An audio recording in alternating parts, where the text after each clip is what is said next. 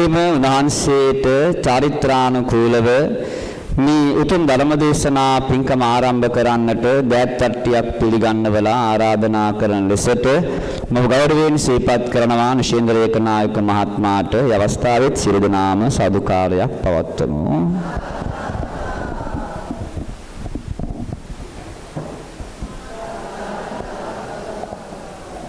ජනක මහත්තයා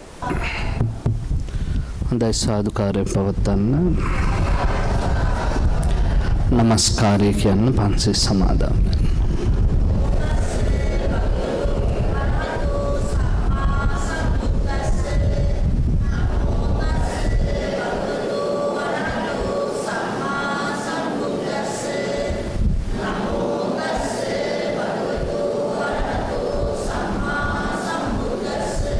බුද්ධං සරණං ගච්ඡාමි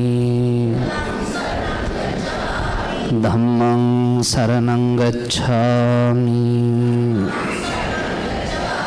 සංඝං සරණං ගච්ඡාමි ဒုတိယံ පි බුද්ධං සරණං ගච්ඡාමි ဒုတိယံ පි ධම්මං සරණං ගච්ඡාමි ဒုတိယံ පි සංඝං සරණං ගච්ඡාමි တတိယံ පි බුද්ධං සරණං ගච්ඡාමි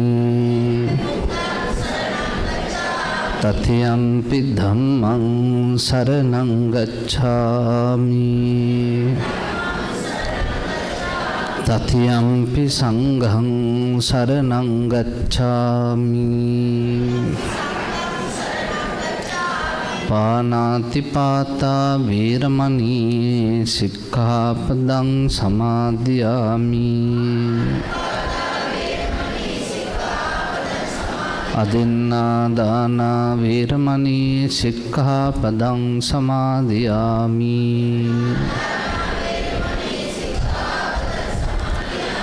ကာမေစုမိစ္ဆာචာရာဝေရမဏီ සික්ඛාපදං සමාදියාමි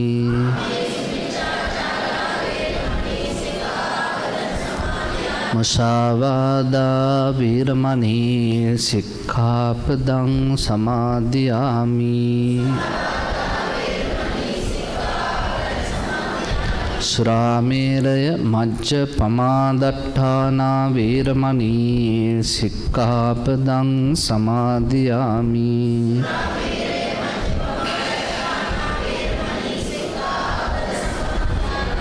සාදුකාරය පවත්වන්න. සමන්තා චක්ඛවාලේසු අත්‍රා ගච්ඡන්තු දේවතා සද්ධම්මං මුනි රාජස් සුනන්තු සග්ග මොක්ඛදං ධම්ම ශ්‍රවණ කාලෝ අයං බදන්තා ධම්ම ශ්‍රවණ කාලෝ අයං බදන්තා ධම්ම ශ්‍රවණ කාලෝ අයං බදන්තා නමෝ තස්ස භගවතෝ අරහතෝ සම්මා සම්බුද්දස්ස නමෝ තස්ස භගවතෝ අරහතෝ සම්මා සම්බුද්දස්ස නමෝ තස්ස භගවතෝ අරහතෝ සම්මා සම්බුද්දස්ස පාමොජ්ජ බහුලා හෝත කේමං පත්තේත භික්ඛවෝති.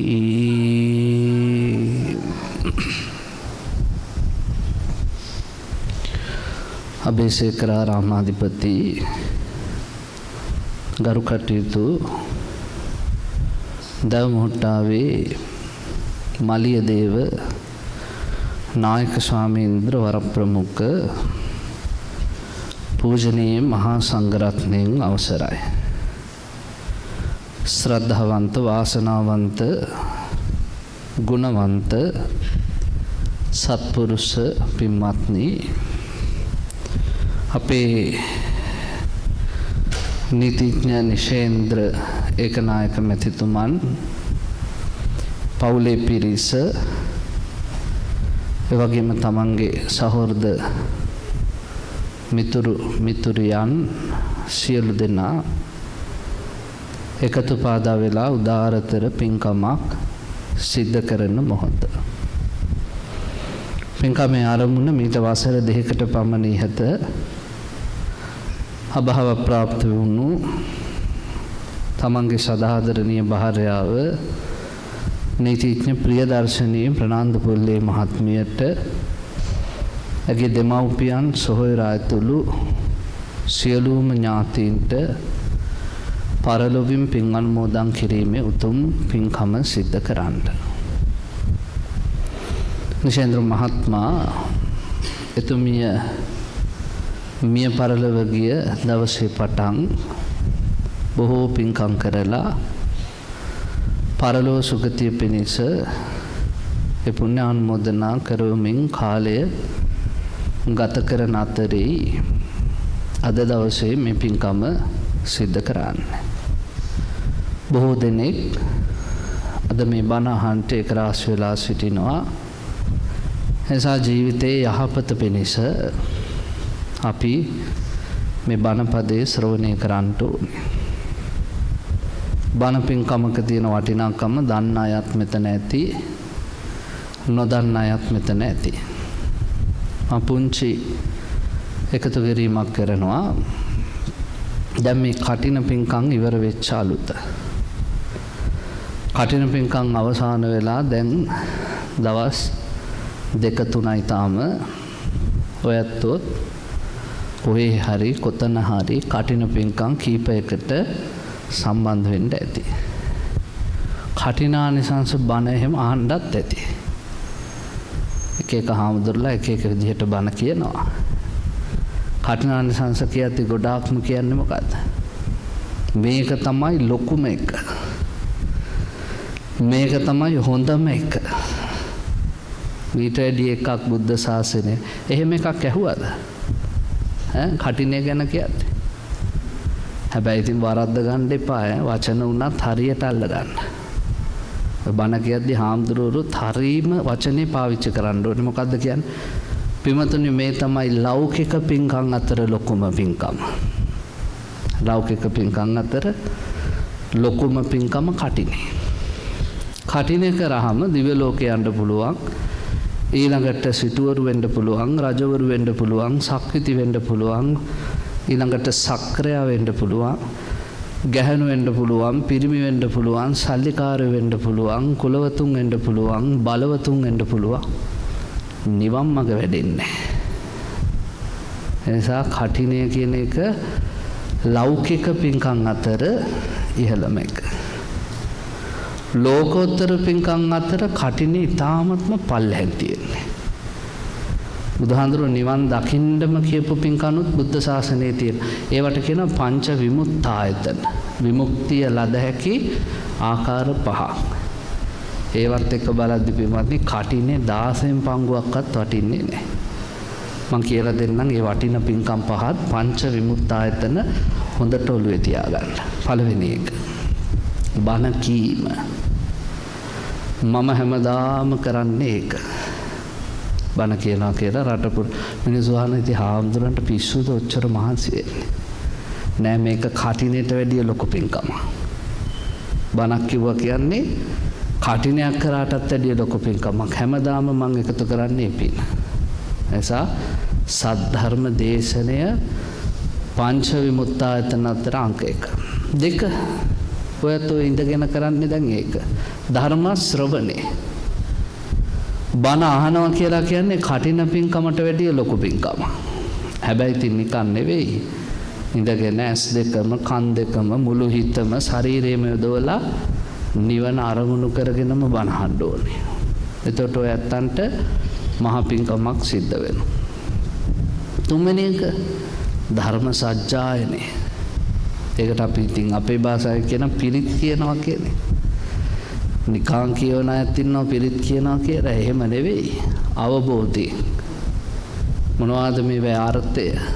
බුදුහාඳුරයි මෙහෙම පිරිත් සූත්‍රයක් දේශනා කළේ.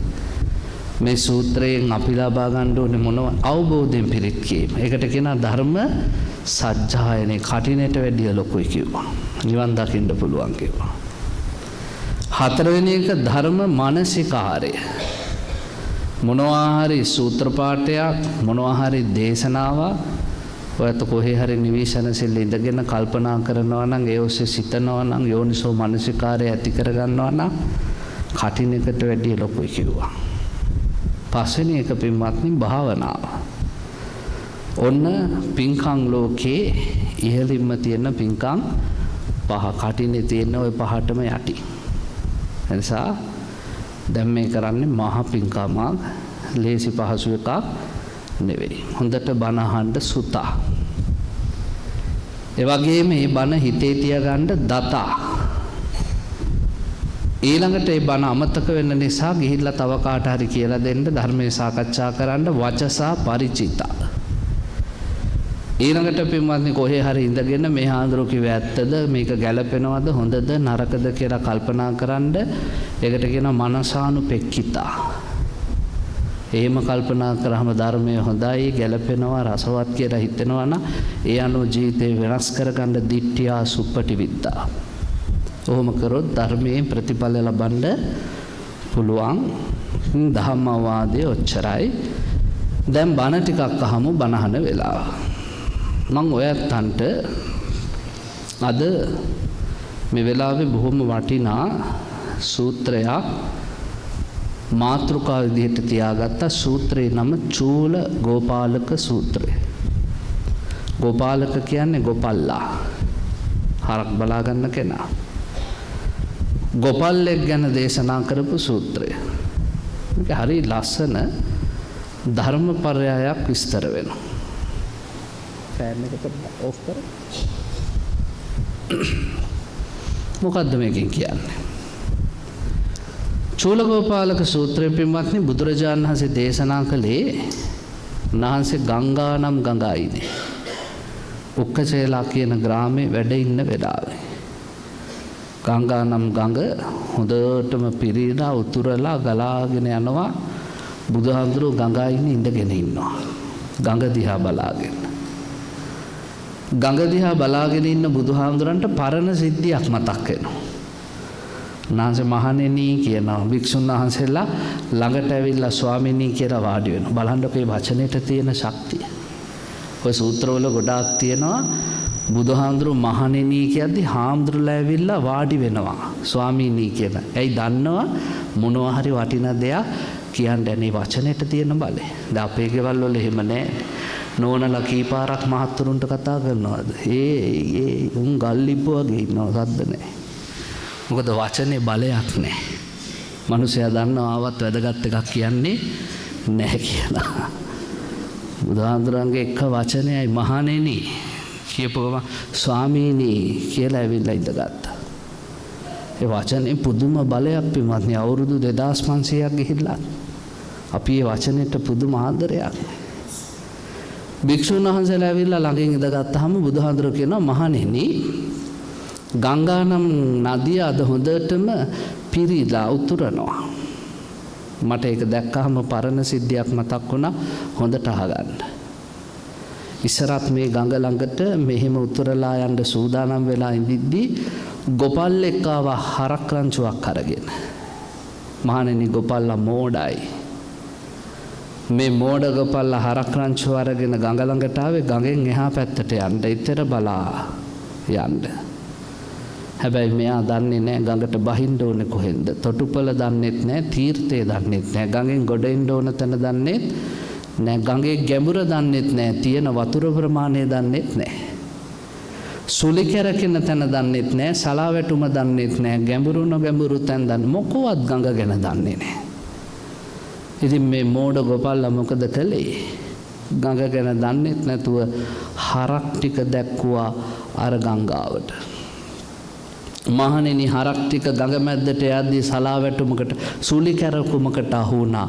හරක් ටික දියසුලිය ගහගෙන ගිහිල්ලා ගඟ මැද්දේදී මරණයටපත් වුණා. මැරිච්ච හරක් ගංගාවේ ඔස්සේ ගිහිල්ලා සාගරයට මෙකතු වෙලා විනාශ වුණා. පෙරවුවක් කියමි කියලායි කියන්නේ. ඉස්සර වෙච්ච කතාව. මහණෙනි හරක් රංචු එකෙක්වත් ඉතුරුනේ නැහැ. මොකක් නිසාද? ගොපල්ලා මෝඩයි. ඒ වගේම මහණෙනි ලෝකේ සමහර ශාස්ත්‍රවරුත් ඉන්නවා. ඒගොල්ලෝ මරණයට හේතු දන්නෙත් නැහැ, මරණයෙන් නිදහස් වීම දන්නෙත් නැහැ. මේ ලෝකේ මායයට හේතු දන්නෙත් නැහැ, මායයෙන් නිදහස් වීම දන්නෙත් නැහැ. සසරේ දිගපළල දන්නෙත් නැහැ, ගැඹුර දන්නෙත් නැහැ, සසරට වැටෙන තැන දන්නෙත් නැහැ, ගොඩ එන තැන දන්නෙත් නැහැ. මිනිසුන්ට කියනවා බය වෙන්න එපා, මම බේරන්නම්. මගේ ළඟට ගන්න. උඹලාට ඕන විදියට ඉඳපල්ලා. මිනිස්සු සසරට වැටිලා ආයි කොහෙන් මතුවෙනවද කියලාවත් හොයාගන්න බෑ. සත්වයෝ සියල්ලෝම සසර අතරමං වෙලා විනාශ වෙනවා. ඇයි? ශාස්ත්‍රවරයා මෝඩයි. උන් බලන්නකෝ. ශාස්ත්‍රවරයා මෝඩයි.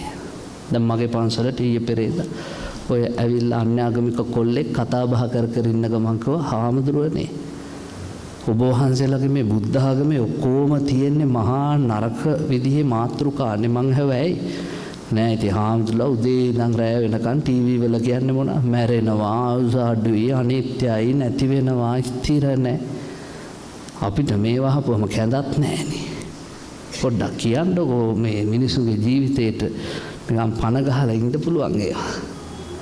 වහන්සේලා කියන්නේ මේ ඔක්කොම එපා කරපුවානේ. මං කිව්වා ඇයි එහෙම කියන්නේ? නෑ ඉතින් අපිට කියලා දෙන්න ඕනේ එහෙම නෙවෙයි. ලෝකේ සැපයි මේක ඇතුලේ ලස්සනට ඉන්න. මං කිව්වා කොල්ලෝ ලෝකය කියන එක දුකයි. දුක නැති කරලා ස්ථිරසාර වශයෙන් අපි ජයග්‍රහණය ලැබුවොත් අපිට එතන ඉතුරු වෙන්නේ සැප. හැබැයි දුක තියාගෙන දුක වහලා ඒ උඩ බොරුවට සැපයි කිව්වට ඒ තුල ස්ථිරසාර සැපයා නැත. කවදා හරි මතුවෙන්නේ යටින් තියෙන දුකම තමයි. අපි පින්වත්නි එහෙම සැපයි කිය සැපට දුක් විඳින જાතියක්නේ. ඔයත්තන්ට මේ වෙනකන් තේරිලා තියෙනවද මන් දන්නේ නැහැ. හැබැයි මේ වෙනකොට හරිනම් ටිකක් හරි තේරෙන්න ඕනේ. තරුණ කාලේ තනිකඩ විඳිද්දි ජෝඩු යද්දි හිතුණා නේද අපිටත් එකක් එල්ලගත්තා නම් ෂෝක් කියලා. එල්ලගත්ත එක මොකද උනේ ටික කාලයක් යද්දි. එතකොට හිතෙනවා කලින් හිටපු විදිහ හිටියානම් හොඳයි කියලා. ඊට පස්සේ පින්වත්නි බැඳලා ටික කාලයක් ඇද්දි අනුන්ගේ පුංචි උන් දකිද්දි හොරතල් වෙනවා දඟ අපිටත් එකෙක් හිටියානම් හොඳයි කියලා හිතෙනවා. හදාගත්තා කියමුකෝ.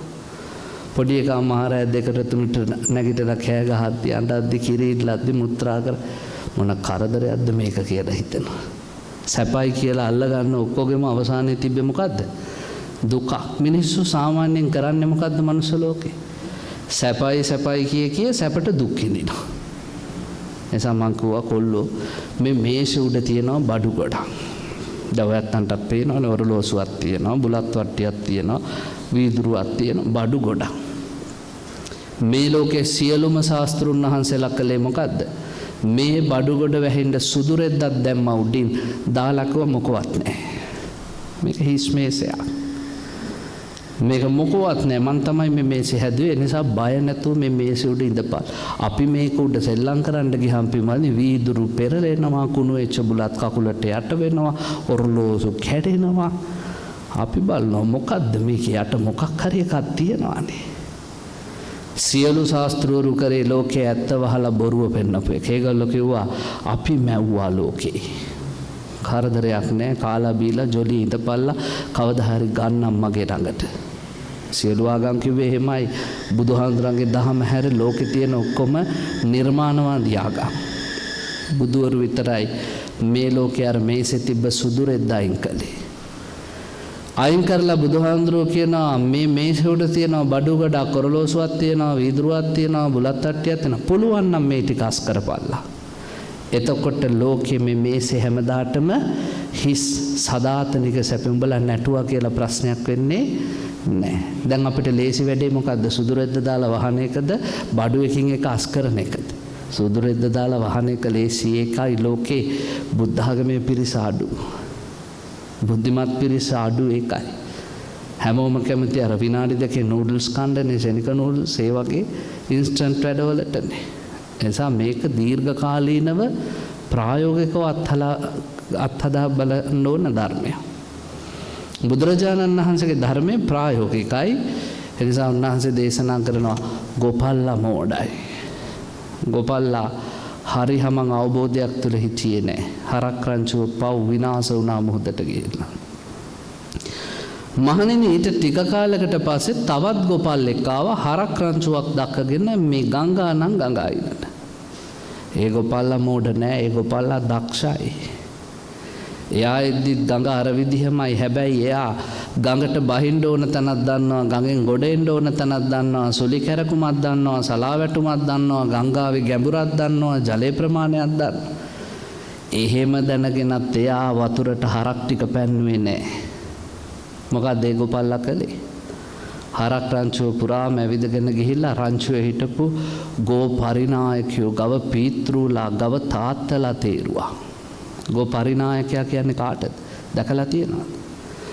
ගව පට්ටියක් ගත්තාම මේ ගව පට්ටියේ ඉන්නව පින්වත්නි ගව තාත්තෙක්. ඔයත් ඔය නුවරඑළිය එහෙම ට්‍රිප් ගියාම අනිවාර්යෙන් යන තැනක් තියෙනවා නෑයෝ බලන්න වගේ හඹේ වෙල කිරි පට්ටියට. ගිහින් තියනවානේ, නොගිය කෙනෙක් නෑ මෙතන. ඔක්කොම ගිහින් තියෙන මාත් යනවා ගියාම අපි කිරි පට්ටිය උඩට නැගගෙන යද්දි අන්තිමට ඉන්නවා එකෙක්. නායට එහෙම මුද්දක් දාලා අනිත් හරකුන්ට වැඩිය විශාල අලියෙක් වගේ හරකෙක්. මොකද්ද ඒකගේ ඉන්න කූඩුවට උඩින් ගහලා තියෙන නම? පට්ටිගොනා. පට්ටිගොනා කියන්නේ කාටද? ගව පට්ටියේ ඉන්න ශක්තිමත්ම ඥාන තියෙන සත්වයා. එයාගෙන් තමයි සාර්ථක පිරිසක් බෝ කරන්නේ. අන්න ඒගොල්ලෝ තමයි ගව පරිනායකයෝ, ගෝ තාත්තලා. ගවයන්ගේ ඉන්න ශාලමය ඉස්සෙල්ලම හෙව්වේ ඒගොල්ලෝ. හොයලා ඉවර වෙලා පින්වත්නි ගෝපල්ලා ඒ ශක්තිමත් ගවයෝ, ගෝ පරිනායකයෝ ටික වතුරට දාන. උන්ට අර වතුර මොකද්ද? අලි වගේ හරක්නේ. වතුර පාර කපාගෙන උන් හැමතිස්සෙම අඩි තියන්නේත් නොගැඹුරු තැන්වලින් තියා දියසුලි කපාගෙන එතරට යන. ගොඩබිම ඉන්න හරක් ටික බලනවා අඩේ මේ වතුර නිකන් මහා බොරයි වගේ පෙවුනට, සැරයි වගේ පෙවුනට එහෙම කන්නේ ඔය යන්නේ. අපිට බැරි මොකෝ. ගව පරිනායකයෝ ටික යද්දි එතරටම ඒ රැළටම අමුණනවලු ඊළඟ සෙට් එක. කවුද? බලවන්ත ගාව් ශක්තිමත් හරක්. දෙවනියට තේරුවේ කවුද? ශක්තිමත් හරක්. අරුන්ට වැඩිය ටිකක් සයිස් එකෙන් පොඩි, හැබැයි ශක්තිමත් හරක් ටික. තෝරලා ඉවරලා අරගොල්ලෝ පස්සෙන් යවනවා. හා ඵලයන් පුතා උනුත් යනවා. දැන් උන්ට අභිමානය ඇති වෙලා ඉවරනේ පුළුවන් කියලා. යවුවා. සැඩපහර කපාගෙන උනුත් යනවා පස්සේ. ඊළඟට තෝරනවලු වච්චතරියෝ. ඒ කියන්නේ නාබර වස්සෝ වැස්සියෝ. උන්ට ටිකක් විශේෂනේ. එහෙට පයින්නවා, මෙහෙට පයින් අං වලින් අයින්නවා, එහා පැත්තේ කාට හොම්බෙන් ගහනවා. දන්නවනේ ඉතින් නාබර වස්සෝ වැස්සියන්ගේ හැටි. උන්ව දානවා ඊළඟ. උනුත් ඉතින් දඟල හොම්බෙන් ඇන අං වලින් ඇන ජොලි කර එහා පැත්තට යනවා. දැන් උන්ව ඉස්සරහෙන් යවුවේ නැහැ. ඇයි උන්ව ඉස්සරහෙන් යවුවේ නැත්තේ? උන් ඉස්සරහෙන් යවුවොත් වැඩේ හබා. මෝඩ ගොපල්ලට වෙච්ච ටිකම තමයි මේ ගොපල්ලටත් වෙන්නේ. දැන් ඔයත් සිරිපාද එහෙම යනවනේ. නඩේ ගුරා විදියට පත් කරගන්නේ කොයි වගේ කෙනෙක්ද? නාකි උපාසකෙක්. නාකි උපාසකයා මොකද කරන්නේ? බුද්ධං සරණේ සිරස දරාගෙන කියලා කන්ද නගිනවා. අරමුණ එකයි. එයාගේ පස්සෙන් වැටිලා අනිත් තුනුත් ඉතින් යනවා කන්ද උඩට. ප්‍රශ්නයක් නැහැ. ඔය නඩේ ගුරා විදියට තරුණ කොල්ලෙක් දානවා අවුරුදු 25යි. ඌත් යනවා බුද්ධං සරණී කියාගේ මග දකින්න කෙල්ලන්ට ඇස් ගහනවා, ටෙලිෆෝන් නම්බරේ ඉල්ලනවා, නංගි WhatsApp නම්බරේ දෙන්න කියනවා, ගන්නවා, හායි ගන්නවා, හූයි සෙට් උනොත් ඌ පයින්නවා කෙල්ලත් තරම් කැලේ. නාකි ගෑනු ටිකත් බුද්ධං සරණී කියාගෙන උගේ පස්සෙන් යනවා කැලේ. සිරිපාදේ යන්නේ නැහැ. ඕක නෙවෙන්නේ. ඇත්ත කතාව. ඒකනේ නඩේ ගුරාට දැක පුරුද්ද, පළ පුරුද්ද, කළ පුරුද්ද තියෙන උන් දෙක් දානවා. මෙතනත් එහෙමයි. බුදුහාඳුරු කියන ශක්තිවන්ත ගවයෝ. ගෝ තාත්තලා ගියාට පස්සේ තමයි වස්සෝ බලන්න මේ ධර්මයේ මොනතරම් තාර්කිකද කියලා. බුදුහාඳුරන්ගේ ධර්මයේ පිළිබඳව කවදාවත් එකකට එකක් නොගැලපෙන විදිහට කියලා නෑ. මේ හරියම තාර්කික ධර්ම. උන්වහන්සේ කියනවා දැන් වච්චතර උනුත් දඟල යද්දී ඊළඟට ඉතුරු වෙලා හිටියලු කිස බලකෝ ගාව දුර්වල හරක් ටික. ඇට ගැහිච්ච ලෙඩ හැදිච්ච නාකි හරක් ටික. උන් ඉතුරු වෙලා උන්ටත් අට්ටු කරලා කොල් යමන් පුතා. උන් කල්පනා කරා මුන් ඔක්කොම ගියා අපි විතරයි අපිටත් පුළුවන් යමන්. නාකි හරක් ටිකක් ගියාලු. දෙන්නේ තුන් දෙනෙක් ඉතුරු වුණාලු එදාම පැටව හම්බ වෙච්ච වැසියෝ. ගෝපාලලා කියනවාලු උඹලටත් පුළුවන් යමන් පුතා. මව් ඇසි ගොර ගොර ගාන හඬින් කකුල් හතර මැද්දට වෙලා පුංචි පැටව එතරට ගියාලු අර ගවරලත් එක්කම එක ගවයෙක්වත් අඩු ගානේ දිනම උපම් පැටියෙක්වත් සැඩ පහරට අහු වෙලා ගිහලා මුහුදට වැටුනේ නැහැ කියනවා. මහණෙනි කවර හේතුවක්ද? ගෝපාලලා දක්ෂයි. ආන් එහෙමයි මහණෙනි මේ ලෝකේ සමහර ශාස්ත්‍රෝන් වහන්සේලා ඉන්නවා මරණයට හේතුත් දන්නවා මරණය නැති වෙන ක්‍රමයක් දන්නවා මායයට හේතුත් දන්නවා මායя නැති කරන විදිහක් දන්නවා සසර දිගපළලක් දන්නවා සසරට වැටෙන තැනක් දන්නවා ඊතර වෙන තැනක් දන්නවා. ගෝපාලලා දක්ෂයි.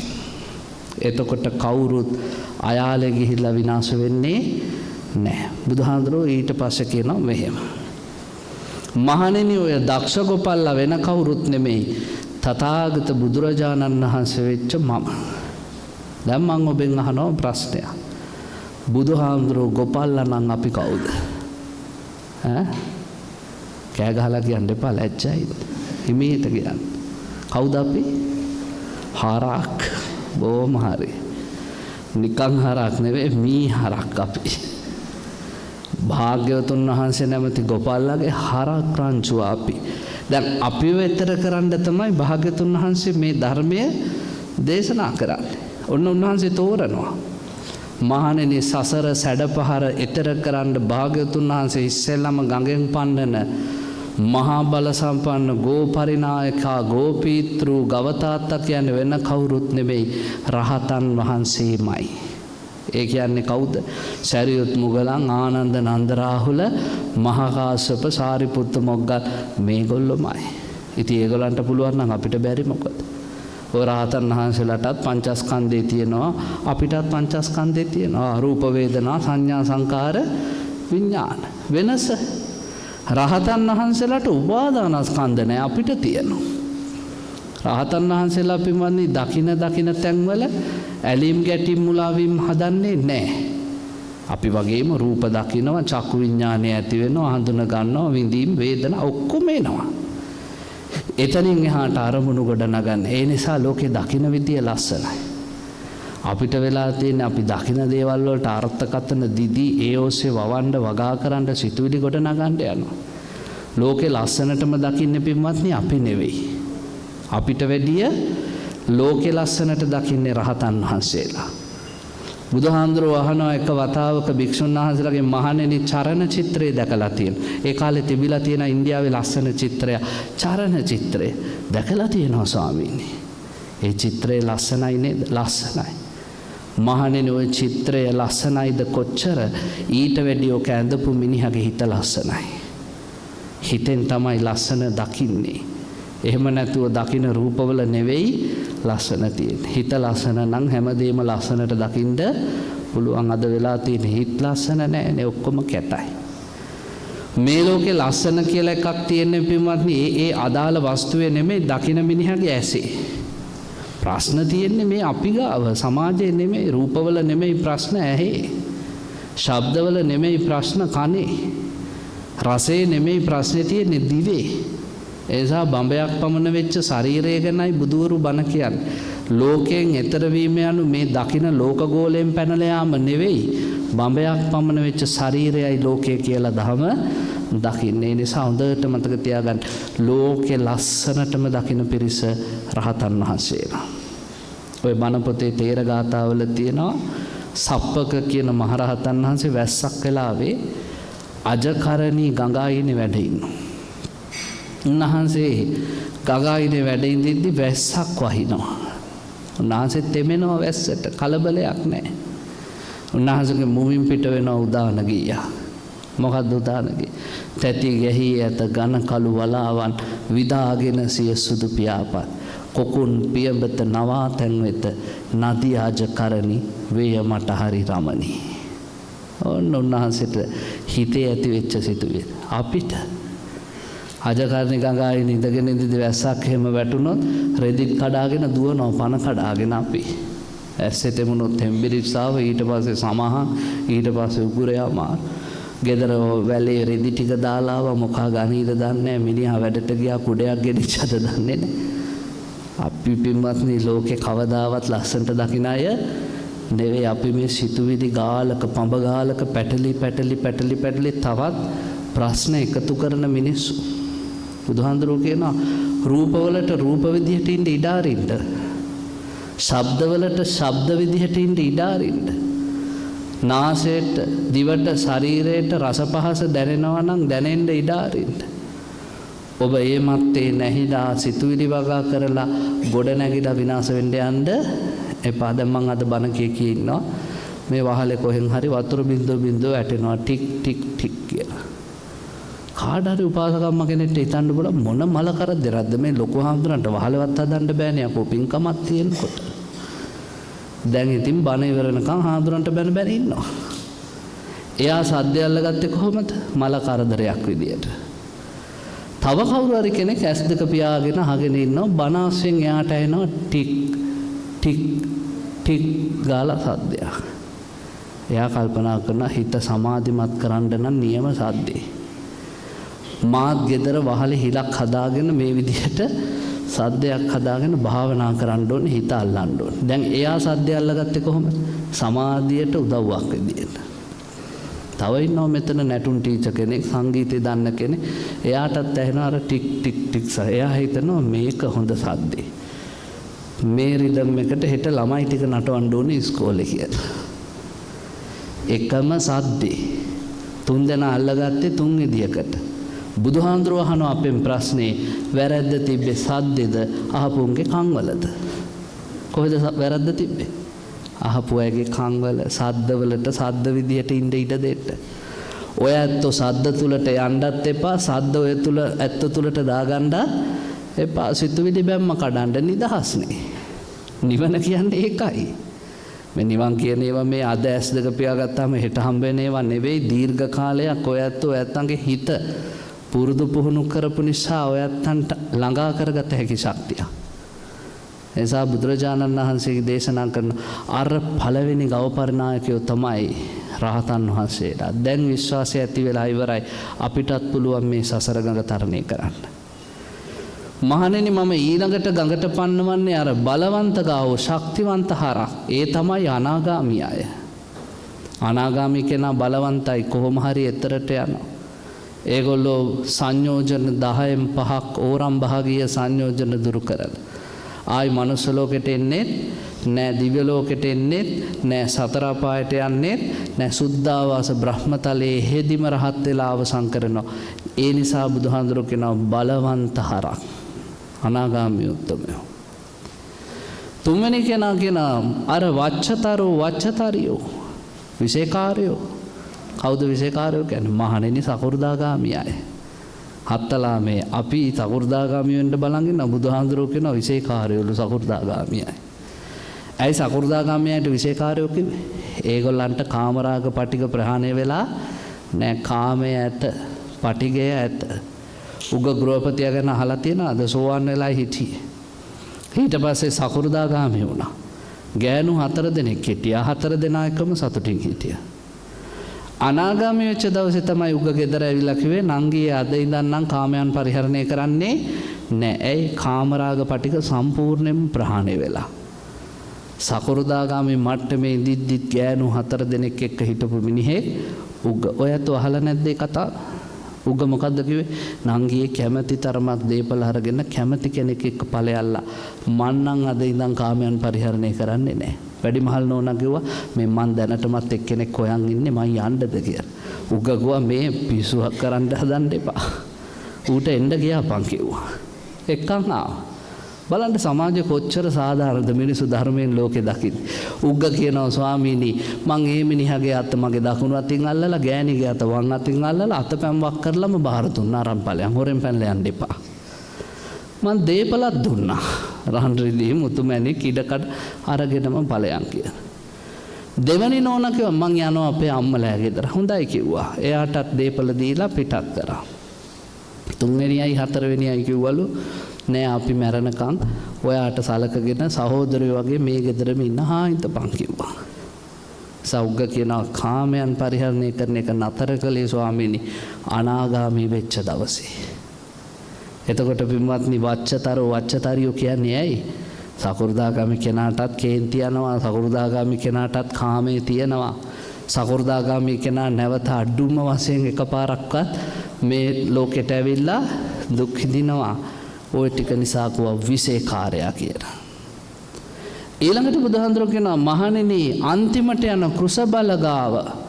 ඒ කියන්නේ දියුණු නැති නොදියුණු ලෙඩ වෙච්ච ඇට ගැහිච්ච හරකා කියලා කියන්නේ සෝවාන් කෙනා. සෝවාන් කෙනාට බුදුහාඳුරෝ එහෙනම් කිව්වේ මොකක්ද? දුර්වලයා. ඇයි පින්වත්නි සෝවාන් කෙනාට දුර්වලයා කියන්නේ? දැන් අපි නම් බලන් ඉන්නේ කොහොම හරි සෝවාන් වෙන්න සතර අපායෙන් නිදහස් වෙන්න. බුදුහාඳුරෝ කියනවා සෝවාන් කෙනා දුර්වලෙක් කියලා. ඇයි දුර්වලෙක් කියන්නේ? සෝවාන් කෙනා තායි හත් පාරක් උපදිනවා.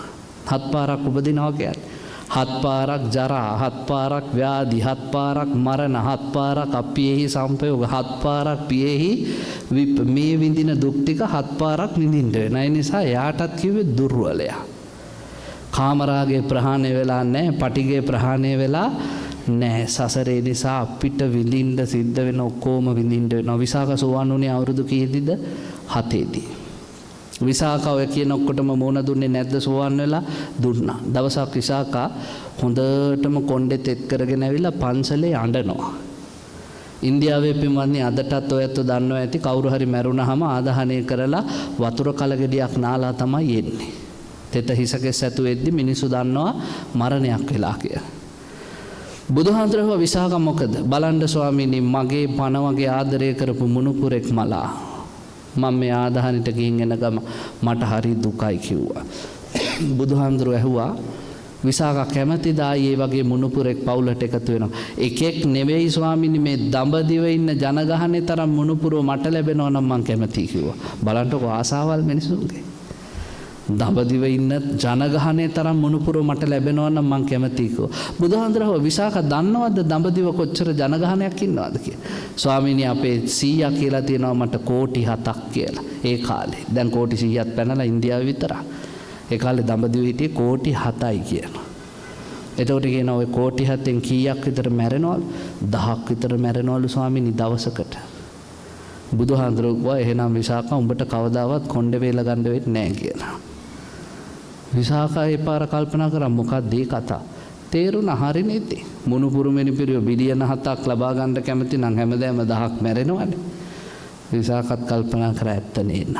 බුදුහාඳුරෝ ඒ වෙලාවේදී කියන විසාක මතක තියාගන්න ආස දේවල් 1000යි නම් දුක් 1000යි. ආස දේවල් 500ට අඩු කරොත් විසාක දුක් 500යි. ආස දේවල් 100 නම් දුක් 100යි. ආස දේවල් 10යි නම් දුක් 10යි. ආස දේවල් 2යි නම් දුක් 2යි. ආස දේවල් 1යි නම් දුක් 1යි. ආස දේවල් නැත්තම් දුකක් නැත. රහතන් වහන්සේලා දුකක් නැතුව ඉන්නේ ඒකනේ. සමහර ලාවට මිනිස්සු කියන්නේ මට නම් ඉතින් මං ආසේ යාට විතරමයි.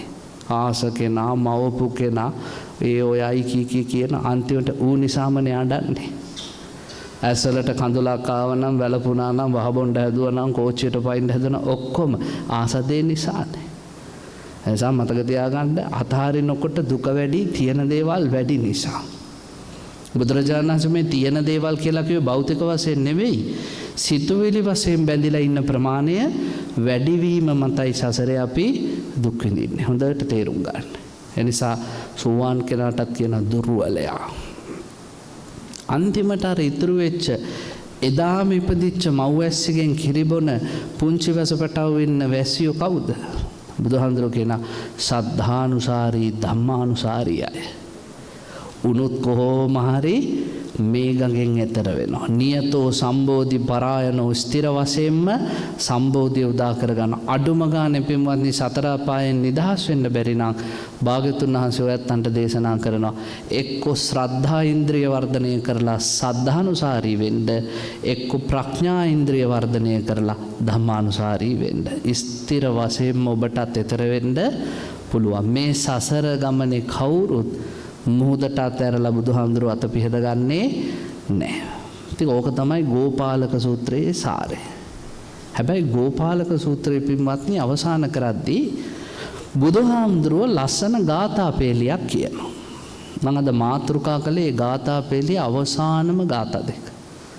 අවසාන පෙළි දෙක වාක්‍ය දෙක කරුණු දෙකයි තියෙන්නේ. ඒ කරුණු දෙක කියලා දෙනවා. ඔයත් හොඳට ඔලුවට ගන්න මේ කරුණු දෙකෙන් තමයි බුදුහාමුදුරුවන්ගේ වටිනාම ඉල්ලීම් දෙක සඳහන් වෙන්නේ. බුදුහාමුදුරුවෝ මේ මනුස්ස ලෝකයෙන් ගොඩක් දේවල් බලාපොරොත්තු වෙන්නේ නැහැ. දැන් ඔයත්තන්ට තේරෙන්නේ නැති සමහර ලාවට කියනවා මේවා කරන්න මේවා එපා. බුදුරු පින්වත්නි අවුරුදු 45ක් බණ කිව්වා. ධර්මයේ කොටස් වශයෙන් ගත්තොත් 84000ක් තියෙනවා. සූත්‍ර දේශනා ත්‍රිපිටකයේ තියෙන 18000ක්. ඔය හැම එකම පෙරලලා බැලුවොත් ඔය හැම එකේම සාරාංශයේ කරුණු දෙකයි. මේ කරුණු දෙක තමයි භාග්‍යතුන් වහන්සේ ඔබෙන් අපේක්ෂා කරන්නේ සහ ඔබ බුදුහාමුදුරන්ගේ ශ්‍රාවකෙක් නම් ඒ ශ්‍රාවකත්වයේ තුල ඔබට එකතු විය යුතු මේ කරුණු දෙකමයි. මතක තියාගන්න පළවෙනි එක පාමොජ්ජ බහුලා හෝත. මොකද්ද පළවෙනි එක? පාමොජ්ජ බහුලා හෝත. මොකද්ද තේරුම? සතුටු සිතින් ඉඳපල්ලා. බුදුරු ලෝකෙට බණ කියන්නේ ඔන්න ඕකට. අද ගොඩ දෙනෙට තේරුම් ගන්න බෑ. මිනිස්සුන්ගේ මූණවල වලට දුකක් දෙන්න නෙමෙයි, ප්‍රශ්නාර්ථයක් තියාගෙන බැරෑරුම් මූණවල වල ජීවත් වෙන්න නෙමෙයි. බුදුහාමුදුරුවෝ මෙච්චර කල් බණ කිව්වේ මොකටද? මිනිස්සු සතුටින් ඉන්නවා දකින්න කැමති නිසා. මේ ලෝකෙ පින්වත්නි මනුෂ්‍ය වර්ගයාගේ සතුට වෙනුවෙන් මුළු ජීවිත කාලෙම කැප කරලා ධර්මයේ දේශනා කරපු ශාස්ත්‍රවරයෙක් ඉන්නවා නම් ඒ තථාගත බුදුරජාණන් වහන්සේම පමණයි. සමස්ත මානවයාගේ සතුට ධර්මයේ තුල හොඳටම තියෙන එකක්.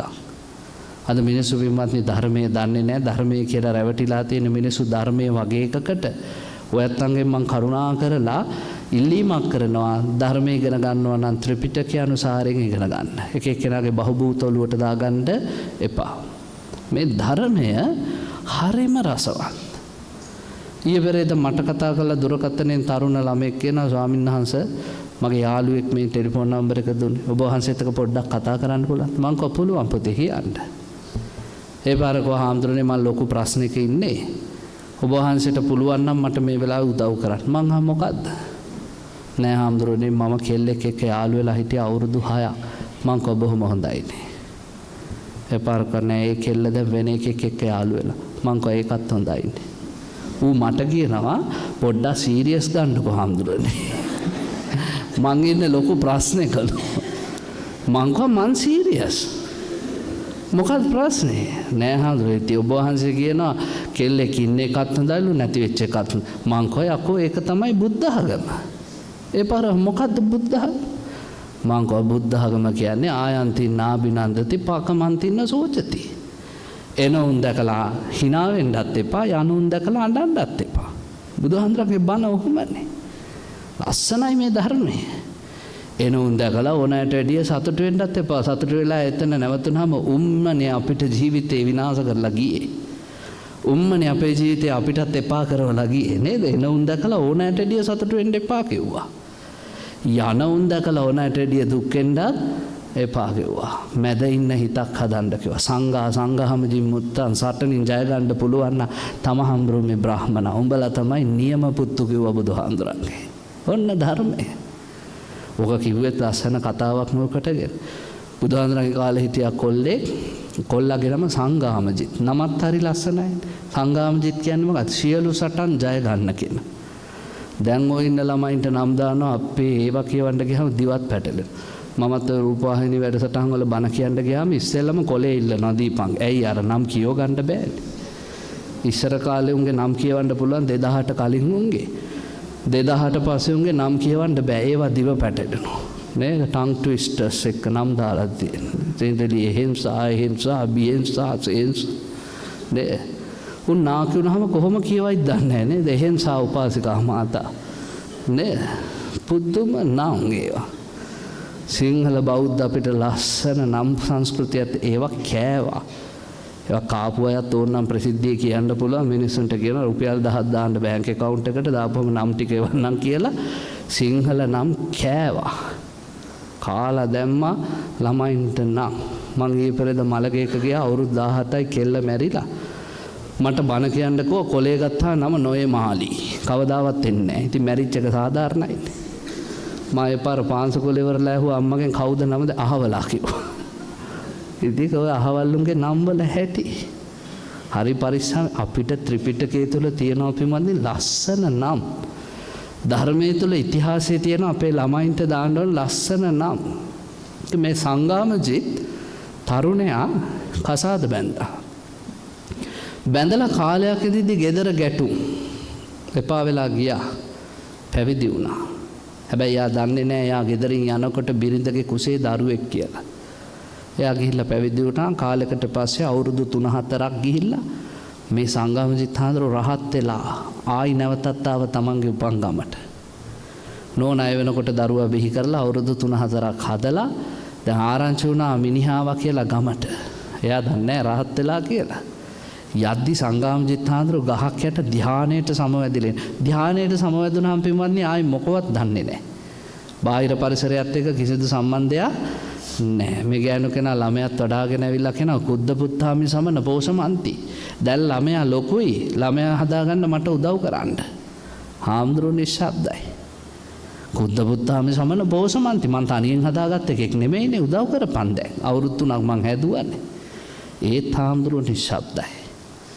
තුන්වෙනි පාර කෑ ගහලා කිව්වා කුද්ද පුත්තාමි සමන පෝෂමන්ති. මිනිහෝ මේ ළමයා දැන් ලොකුයි. හදාගන්න උදව් කර. නිශ්ශබ්දයි. අනේ මං මගේ විතරක් එකෙක් නෙමෙයිනේ තෝ තියාගනිමු ළමයාව කියලා ගෑණි ළමයාව හාමුදුරු ළඟට තල්ලු කරලා ගියා. හැබැයි ගියාට ගියේම නෑ. ඔය ගෑනු කපටිනේ. ගිහලා ගහක් අස්සට වෙලා බලන් ඉන්නවා දැන් මොකද කරන්නේ කියලා. බලන් හිටියා පොඩි එකා මරහඬ දීලා කෑ ගහනවා. යටිගිරියෙන් කෑ ගන්න සංගාමජිත් හාමුදුරුව ඇහැක්කත් ඇරලා බලන්නේ. කලුවර වැටිගෙන ඉද්දි ගෑනු කෙනා දුවගෙන ඇවිල්ලා ළමයා උස්සගෙන බැන මේ කාලකන්ණි ගාව තිබ්බොත් තෝත් මැරිලා යන වර යන්න පුරුදු විදියට මම්ම හදා ගන්නම් කියලා ළමයාත් අරගෙන ගියා. බුදුහාඳුරෝ ඈත ඉඳන් බලන් ඉන්නවා දැන් දවල් ඉඳන් මේ සිද්ධිය. ගෑනු කෙනා ගිය ගමන් බුදුහාමුදුරුවෝ ආලෝකයක් විදලා කියනවා සංගාමජිත් හාමුදුරන් ආයන්තින් නාවි නන්දති පකමන්තින සෝචති එනවුන් දැකලා සතුටුුනේත් නැහැ යනවුන් දැකලා දුක්ුනේත් නැහැ සංගාමජිත් මුත්තා තමහම් බ්‍රහ්මි බ්‍රාහ්මණං මගේ පුතා සංගාමජිත් සියලු සටන් වලින් ජයගත්තා එවැනි අයටයි මං රහතන් වහන්සේලා කියන්නේ කියලා. ඕන්න ධර්මය. එසා මං කිව්වා උඹට බුද්ධ ආගම බර වැඩි නම් බං ජෝතිපාලගෙන් ඉගෙන ගනින් ධර්මය. ඔබමයි ආවේ ඔබමයි යන්නේ මා එතනම එහෙමයි. ජෝතිපාල කියලා තියෙනවානේ සින්දුවක. මං කා එහෙම හරි හැදියා. කොල්ලා කියන ඒකත් ඇත්ත නේද? මං කා ඇත්ත තමයි මෙච්චර වටින මනුස්ස ජීවිතයක් ගත්ත වෙලාවේ. මොනවද ඔය? නෑ හඳුරේ උනාට කණ්ඩත් බෑ. මං රසාවට ගියෙත් නෑ මේ දවස් ටිකේ. මං දැන් බෙහෙත් බොනවා. මං බෙහෙත් බොන්නේ මොකද? මට ડિප්‍රෙෂන් කිව්වා. ඕනනම් විනාඩි 10ක් 15ක් දුක් විඳින්නේ මට එල්ලිලා මැරෙන්නත් හිතිලා. මේ අහිංසක ළමයින්ගේ සිතුවිලි ඔයත් නිකන් මේවා සරලව ගන්න එපා. ওই වගේ ප්‍රශ්න කීයක් මාසයකට එනවාද? කොච්චර වැඩ තිබ්බත් ඒවත් විසඳන්න එපා. නැත්තම් උන් මැරෙනවනේ අපිටත් ඒ අකුසලේ ලැබෙනවනේ. ආන්දරු කෙරෙට ප්‍රාණඝාතයකට ඉංගියකින්වත් සහාය දෙන්න බෑ. ඔකෝම කියනකන් ඉඳලා මං හව දැන් ඉවරද? ඉවරයි කිව්වා. මං කව එහෙනම් මගේ කතාවත් පොඩ්ඩක් අහගෙන හිටපන්. හා කිව්වා. මම ඉතින් කොල්ලට අෂ්ට දුෂ්ටක්ෂණය ගැන කියලා දුන්නා. නේද? නපුරු තැන් 8කින් බේරිලයි අපි මිනිස්සු උනේ. ඔයත්තන්ට කියලා දෙන්නේ නැහැ. බය වෙන්න එපා. මොකද වෙලා නැහැ. ඒක හෝම්වර්ක්. ඔයත්තෝ හොයන්න Google search කරන්න අෂ්ට දුෂ්ටක්ෂණය. නේද? නොකල් 8. එතකොට හම්බ වෙයි ඒ තැන් 8න් බේරිලා තමයි මේ ඔක්කොම මම ඇතුළු අද මෙතන බනහන්නේ. අපි නරක තැන් 8කින් බේරිච්චයි. මං කෝ එච්චර අමාරුවෙන් බේරිලා මනුෂ්‍ය ජීවිතයක් ගත්තාම බං මේ පුංචි ප්‍රශ්න වලට බෙල්ල වැල දා ගන්නයි වහ කණ්ඩයි කෝච්චි වලටයි පයින්ට ගියා නම් බුද්ධ ශාසනයට හැරිලා බලපන් අපිට රහතන් වහන්සේලා බිහි වෙන්නේ නැහැ. ඒ කාලේ මිනිසුන්ට තිබ්බ ප්‍රශ්නත් එක්ක බලද්දී ඒ මිනිස්සුත් වහ කෑවනම් කෝ රහතන් වහන්සේලා. අපිට තියෙන ප්‍රශ්නද ওই රහතන් වහන්සේලාට තිබ්බේ කියවන්නකො තේරගාතා තේරිගාතා. ප්‍රශ්න වලින් බැටගද්දි මිනිස්සු හොයන් ආවේ ධර්මය සදාතනික උත්තර ලැබිච්ච නිසා ධර්මයේ තුල රැකවරණය ලැබුවා. අපි අද ධර්මයෙන් නෙමෙයි උත්තර හොයන්නේ. ධර්මයෙන් උත්තර නොසොයන තාක්කල් අපිට හිතෙන්නේ ජීවිතෙන් ඇති වැඩක් නෑ කියලා. එන්න ධර්මයට. ධර්මයේ තරම් රසවත් එකක් කොහෙවත් නෑ. ඒ නිසා පින්වත්නි මේ ලෝකයේ තුල තියෙන ප්‍රශ්න හොයන්න. ඔයත් ත්‍රිපිටකේ බලන්නකො සමහර මිනිසුන්ට තිබ්බ ප්‍රශ්න. ඒවත් එක්ක බලද්දි අපිට තියෙන ප්‍රශ්නද? ඔය මිනිස්සු මූණවල් එල්ලගෙන ඉඳි ගිහින් අහන්නකො මොනවද ප්‍රශ්න? ඔයා ඇයි ඔය මූණ එල්ලගෙන ඉන්නේ? උන් කියයි ඇන්කර් එක දැන් 1085යි කියලා. බොම්බයි ලුණු 400යි සීනි කිලෝ එක 350 කොහොමද කන්නේ අපේ? ඔන්න ප්‍රශ්න. ඕවද ප්‍රශ්න? මනුස්ස ලෝකේ ජීවත් වෙනවා කියන්නේ ඇන්කර්ද?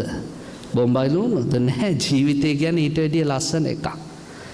එසා මං කොල්ලට දැන් දීර්ඝ වශයෙන් කිව්වා කියන්නේ මේ උපදෙස් දීමක් නෙමෙයි. මං කොහේ ඇයි හිතන්නේ නැත්තේ? හිතලා තමන්ගේ ජීවිතේ යහපත සඳහා කටයුතු කරන්න ඕනේ. ටික වෙලාවක් කිව්වට ඔව් ඒක තමයි එහෙම තමයි. මං කෝ මේ මට ඔයා නලෝ ඉන්න බෑ. මට දැන් අද බණ දෙකක් තියෙනවා. මං හෙට ගන්නම් ඔබට ඉතුරු කොටස හෙට කියාපන් කියලා. හා කිව්වා.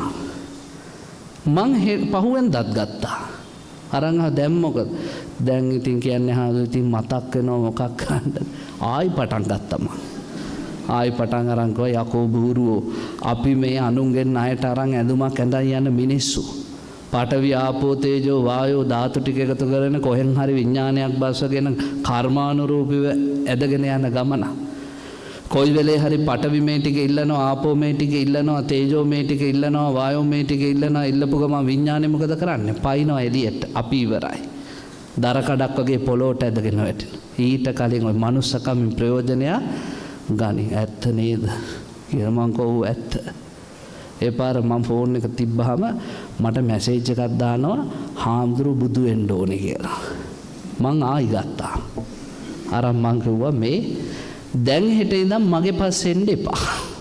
නැත්නම් ඊට මට කරදරයක් වෙනවනේ කෙල්ල නැති වුණාට පස්සේ. මගේ පස්සෙන් එන්න හදන්න. මං කෝ මගේ පස්සේ එන්න එපා. මට නෙවෙයි ශාස්ත්‍රුන් වහන්සේට පහදියා. ඇයි මම මේ කියන්නේ මගේ එකක් නෙවෙයි. අද සමහර හාමුදුරුවෝ ඉන්නවා බණ උස්තාලා. ඒගොල්ලෝ බුදුහාමුදුරන්ටත් බණ උගන්වන අය. මං එහෙම කෙනෙක් නෙවෙයි. මම මේ කියන්නේ මගේ එකක් නෙවෙයි. තථාගත සම්මා සම්බුදුරජාණන් වහන්සේගේ ධර්මය. ඒ නිසා ඔයත් පහදිනවා නම් බුදුරජාණන් වහන්සේට පහදින්න. භාග්‍යතුන් වහන්සේ සියල්ල දන්නාසේක මම කිසිත් නොදන්නාසේක. ඕක තමයි ඇත්ත කතාව. එහෙම හිතන තාක්කල් අපිට පුළුවන් ශාසනයේ ලොකු ගමන යන්න. නැත්නම් මා හරි උගතා මා හරි జగතා සිතනා මිනිහා මෝඩේ කී කියලා වික්ටර් කියන්නේ. සින්දු කැලිත් මතක් වෙනවා හිටපු ගම. එසා ඔයත් අහලා තියෙන ඒවා. හොඳට මතක තියාගන්න ජීවිතේ පිළිසරණ ලද හැකි හොඳම දේ ධර්මය. එනිසා ධර්මයට ලං වෙන කෙනා සිටිය යුත්තේ සතුටින්මයි. බුදුහාමුදුරුවෝ කියන හැම තප්පරයකම සතුටින් ඉන්න. කවුද දන්නේ පින්වත්නි අපි කොච්චර කාලයක් ජීවත් වෙයිද කියලා? ගත්ත හුස්ම ටික එළියට දාගන්නකම් ඉඳීද දන්නේ නැහැ කියලා තරම් විශ්වාසයක් නැති ජීවිතයක්. කාපු කෑම ටික දිරෝණකම් අපි ඉඳීද කියලා දන්නේ නැති තරමට අවිශ්වාසවන්ත ජීවිතයක්. එකට වැඩ කරලා හවසට ගෙන හෙට හම්බෙමු. හැබැයි අපි කවදාවත් ආයි හෙට හම්බ වෙන එකක් නැහැ.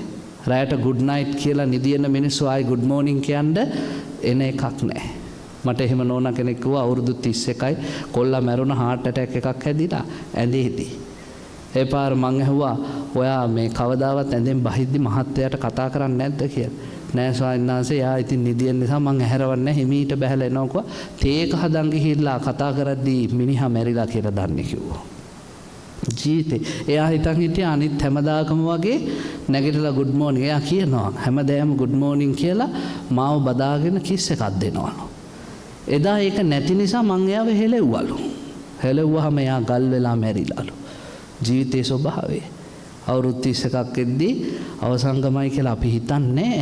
හැබැයි ජීවිතේ ස්වභාවය ඒකයි. භාග්‍යතුන් වහන්සේ දේශනා කළේ පවාත දීප තුල්යාය සාසුසන්ත තියක්ය. පරූපමාය සම්පස්සම් භාවේ මරණස්සති. හොඳට පත්වෙවි තියෙන පහන එකපාරම නිවිලා යන්න පුළුවන් හුළඟකින්. අපේ ජීවිතත් එහෙමයි. එනිසා මේ ජීවිතය පිට්ටනියක් මැද්දේ පත්තු කරලා තියෙන පහනක් වගේ නිරන්තරයෙන් දකින්නකෝ. පිට්ටනියක් මැද්දේ පහනක් පත්තු කරලා තිබ්බොත් පින්වත්නි නිවෙන්න අවස්ථාව වැඩිනේ. තෙල් ඉවර වෙන්න පුළුවන්, තිරේ ඉවර වෙන්න පුළුවන්, තෙලුයි තිරේ දෙකම ඉවර වෙන්න පුළුවන්. ඔය දෙකම තියෙද්දි හුලඟින් නිවෙන්න පුළුවන්, මිනිහෙක්ගේ කකුලේ වදින්න පුළුවන්, කාක්කෙක් ඇවිල්ලා තිරේ උස්සන් යන්න පුළුවන්. හේතු ගොඩයි වැස්සක් වැටෙන්න පුළුවන්. මිනිස් ජීවිතෙත් එහෙමයි. කොයි වෙලේ කොතනදී කොයි ආකාරයෙන් අපි නැති වෙයිද දන්නේ නැහැ. නිසා සතුටින් ඉන්න. එතකොට ඔයත් අහන අනිත් ප්‍රශ්නෙත් මම දන්නවා. ඉතින් කොහොමද ඔය සතුටින් ඉන්නේ කියලා. මං කියලා දෙනවා ප්‍රායෝගික ක්‍රම දෙකක් අද ඉඳන් පටන් ගන්න. හැබැයි මේක වෙන බණවල නම් ඇහෙන එකක් නෑ ගොඩක් වෙලා. ඇහෙන තැනුත් තියෙන්න පුළුවන්. මේක තමයි යථාර්ථය. පළවෙනිම එක. මේ ලෝකේ ගොඩක් වෙලාවට පිමන්නේ ඔයත්තන්ට කියන කතාවන්නේ ඔක්කොම අතාරින්න කියලා. නේද? සියල්ල අතාරින්න සතුටින් ඉන්න පුළුවන්. මං කියන්නේ නෑ. මොකද එහෙම බෑනේ. එකපාරට පුළුවන් ද අතාරින්න? මම දැන් ඔයත්තන්ට අද ඇවිල්ලා බණ කියනවා අතාරින්න අත. මං අද පන්සලෙන් එළියට එද්දී ඔක්කොම කාමර ටික ලොක් කරලා යතුරු කරලා දාක්කුවේ දාන්න ආවේ. නේද? දැන් අතාරින්න නම් මම දොරවල් ඇරලා දාලා ඕන එකෙක් ඕන දෙයක් අරගෙන පළෝ කියලා එනවනේ. එහෙම බෑ. මමත් යතුරු දාගෙන ආවේ සාක්කුවේ. එහෙම වල්බూరు අතහැරීමක් නෙවෙයි බුද්ධ ආගමේ තියෙන්නේ. අද අපිට එහෙම එකක් උගන්වනවා. කොහෙන්ද? Facebook එකේ. අලුත් පරම්පරාවේ උන් එහෙම සමහර ලාවට කියන අපිට ඔක්කොම අතාරින්න කියලා හාමුදුරලා විඳින සැප. එහෙම තියනවා නේද? උන් හිතන් ඉන්නවා මේ අතහැරීම කියන්නේ හිඟන්න විදියට ජීවත් වීම කියලා. නෑ. අතහැරීම කියන්නේ ගතින් නෙවෙයි පින්වත්නි හිතින්. ගතින් නෙවෙයි හිතින් අතාරින්න ඕනේ. බුදුවරු කවදාවත් ගතින් අතාරින්න කියලා වචනයක්වත් ත්‍රිපිටකයේ කියලා නැහැ. අතහරින්න කියලා දේශනාවකුත් ත්‍රිපිටකයේ නැහැ. මොකද්ද බුද්ධ ආගමේ ඇත්තටම කියන්නේ? අතහැරෙන බව දැනගෙන සතුටින් ජීවත් වෙන්න. දවසක මේ ඔක්කොම දාලා යන්න වෙනවා කියන තැනට හිත හදන්න. එහෙම නැතුව කිසිම දෙයක් අතහරින්න කියලා බුද්ධ ආගමේ නෑ. බුදුහාමුදුරුවෝ එහෙම කිව්වනම් ඉස්සෙල්ලම බුද්ධ ආගමෙන් තරහ වෙලා යන්නේ විසාකලා. අනේ පිටු සිටුතුමල්ලා කොසල් මහරජුරු. ඇයි අතහරින්න කිව්වනම් ඔය සල්ලිකාරයෝ ඉදීද බුද්ධ ආගමත් එක්ක? බුදුවරු කිසි දෙයක් අතහරින්න කිව්වේ. එහෙම ඔය කොල්ලෝ කෙල්ලෝ කියන විදියට අතහැරියාම නිවන් දකින්නවා නම් අපිට කලින් නිවන් දකින්න ඕනේ ඉන්දියාවේ හෙළුවැල්ලෙන් ඉන්න නිගණ්ඨයෝ. උන් ඇඟේ තියෙන ඇඳුම් ටිකත් අතහැරලානේ. උන් අපිට කලින් නිවන් දකින්න ඕනේ. කොන් කතාව. බුදුවරු කියන්නේ අතහැරෙන බව දැනගෙන සතුටින් ඉන්න. බුදුහාමුදුරන්ට ලස්සන පන්සලක් හදලා පූජා කරා අනේ පිටු සිටුතුමා වියදම කීයද? කෝටි 54යි. කහවණු කෝටි 54ක්. මට ඒවා විස්තර කර කියන්න බෑ. හැබැයි ඔයත් හොඳට මතක තියාගන්න කොසෝර මේ අනේ පිටු සිටුතුමාගේ ශ්‍රද්ධාව බුදුහාමුදුරන්ගේ කාමරේට රංකෙන්දෙන් වියලා දාපු කාපට් එක විතරක් කහවණු ලක්ෂයක්. ඒ කාලේ කරන්ට් එක නෑ, ලයිට් නෑ. හැම කාමරේටම වටිනා නිල් මැණික් කැටයක් එබ්බෙව්වා හඳ එළිය වැටුනහම දිලිසෙන්න. මේ දොර ඔළුව අහුවල ජනෙල් පඩිවල හැමතැනම මැණික් ගල් එබ්බෙව්වේ ආලෝකය වැටුනහම හඳ එළිය පරාවර්තනය කරලා ආලෝකය දෙන්න. කහවණු කෝටි 54ක්. පූජා කරන දවසේ බුදුහාමුදුරුවෝ කිව්වද අපේ අපි සියල්ල අතහැරලා ඉන්නේ ඕවා අපිට එපා බර වැඩි කියලා. නෑ, ෂෝක් එකට අතපැම්මක් කරලා බාරගත්තා. බාර අරන්කව මහණෙනි දර්ශනීය විහාරයක් හදවලා අනේ පිටු පූජා කරලා සුවසේ වැඩ ඉන්න සියල්ල අතාරින්න ගතින් නෙමෙයි හිතින්. ගතින් පාවිච්චි කරන්න මේ සිනදු යහන් වල නිදා ගන්න, බවුන් වඩන්න, සුවසේ ඉන්න. හැබැයි හිතින් තියෙන බැම්ම කඩලා දාන්න. ඕක තමයි ධර්මය. විසාක සෝවාන් වුණේ අවුරුදු කීයේදීද? 7ේදී. 7ේදී සෝවාන් වෙච්ච විසාක කසාද බැන්දේ 16ේදී. 16ේදී කසාද බැන්ද විසාක ළමයි කී දෙනෙක් හැදුවද? 20ක් හැදුවා. බණ පොතේ උපාසකම්මලා දාන්නවා. දැන් එහෙම ගෑනු කෙනෙක් ළමයි 20ක් හැදුවොත් උපාසකම්මලා කියයිද සෝවාන් කියලා? අප්පෝ මොන සෝවාන්ද තියෙන විසේ ළමයි 20ක් හදා. හොඳ වෙලාවට විසාක හිටිය අවුරුදු 2500කට කලින්. නේ ළමයි 20ක් හැදුවා කියන එකේ ගැඹුරු අර්ථය ඔයත් දන්නවද? හොඳ ලස්සන කසාද ජීවිතයක් තිබ්බා. හොඳ ලස්සන සෙක්ෂුවල් ලයිෆ් එකක් තිබ්බා විසාකට. නේද? මිනිස්සු නාම eating, drinking, sleeping and having sex ඕවා තියෙන්න එපා. විසාකට ඔය හොඳ සෙක්ෂුවල් ලයිෆ් එකක් තිබ්බා. අද ඉන්න කාන්තාව එක හැදුවා, දෙක හැදුවා, තුන්වෙනිය හදන්න මිනිස්සු අඬ ගහපු ගමන් මොකද? අපෝ මට බෑ. නේද? උන්ට ඒතරින්ම එපා වුණා ජීවිතේ. ඒ මිනිසයාගෙන් කිසිම සහයෝගයක් නැහැ. ළමයා වඩා ගන්න කිව්වත් මිනිසයා අරුදුරු ගන්නවා. විසාක 20ක් හැදුවා වැඩේ අතහැරියේ නැහැ. දෙයියෝ දීපු බබාලට. මීගමුව පැත්තෙත් ඇති එහෙම දෙයියෝ දෙන බබාලා. බුද්ධ ආගමේ නම් දෙයියෝ දෙන බබාලා නැහැ. ලංකාවේ ප්‍රසිද්ධ ක්‍රිකට් ක්‍රීඩකයෙක්ගේ නෝනත් කිව්වා නේද පහුගිය කාලේ.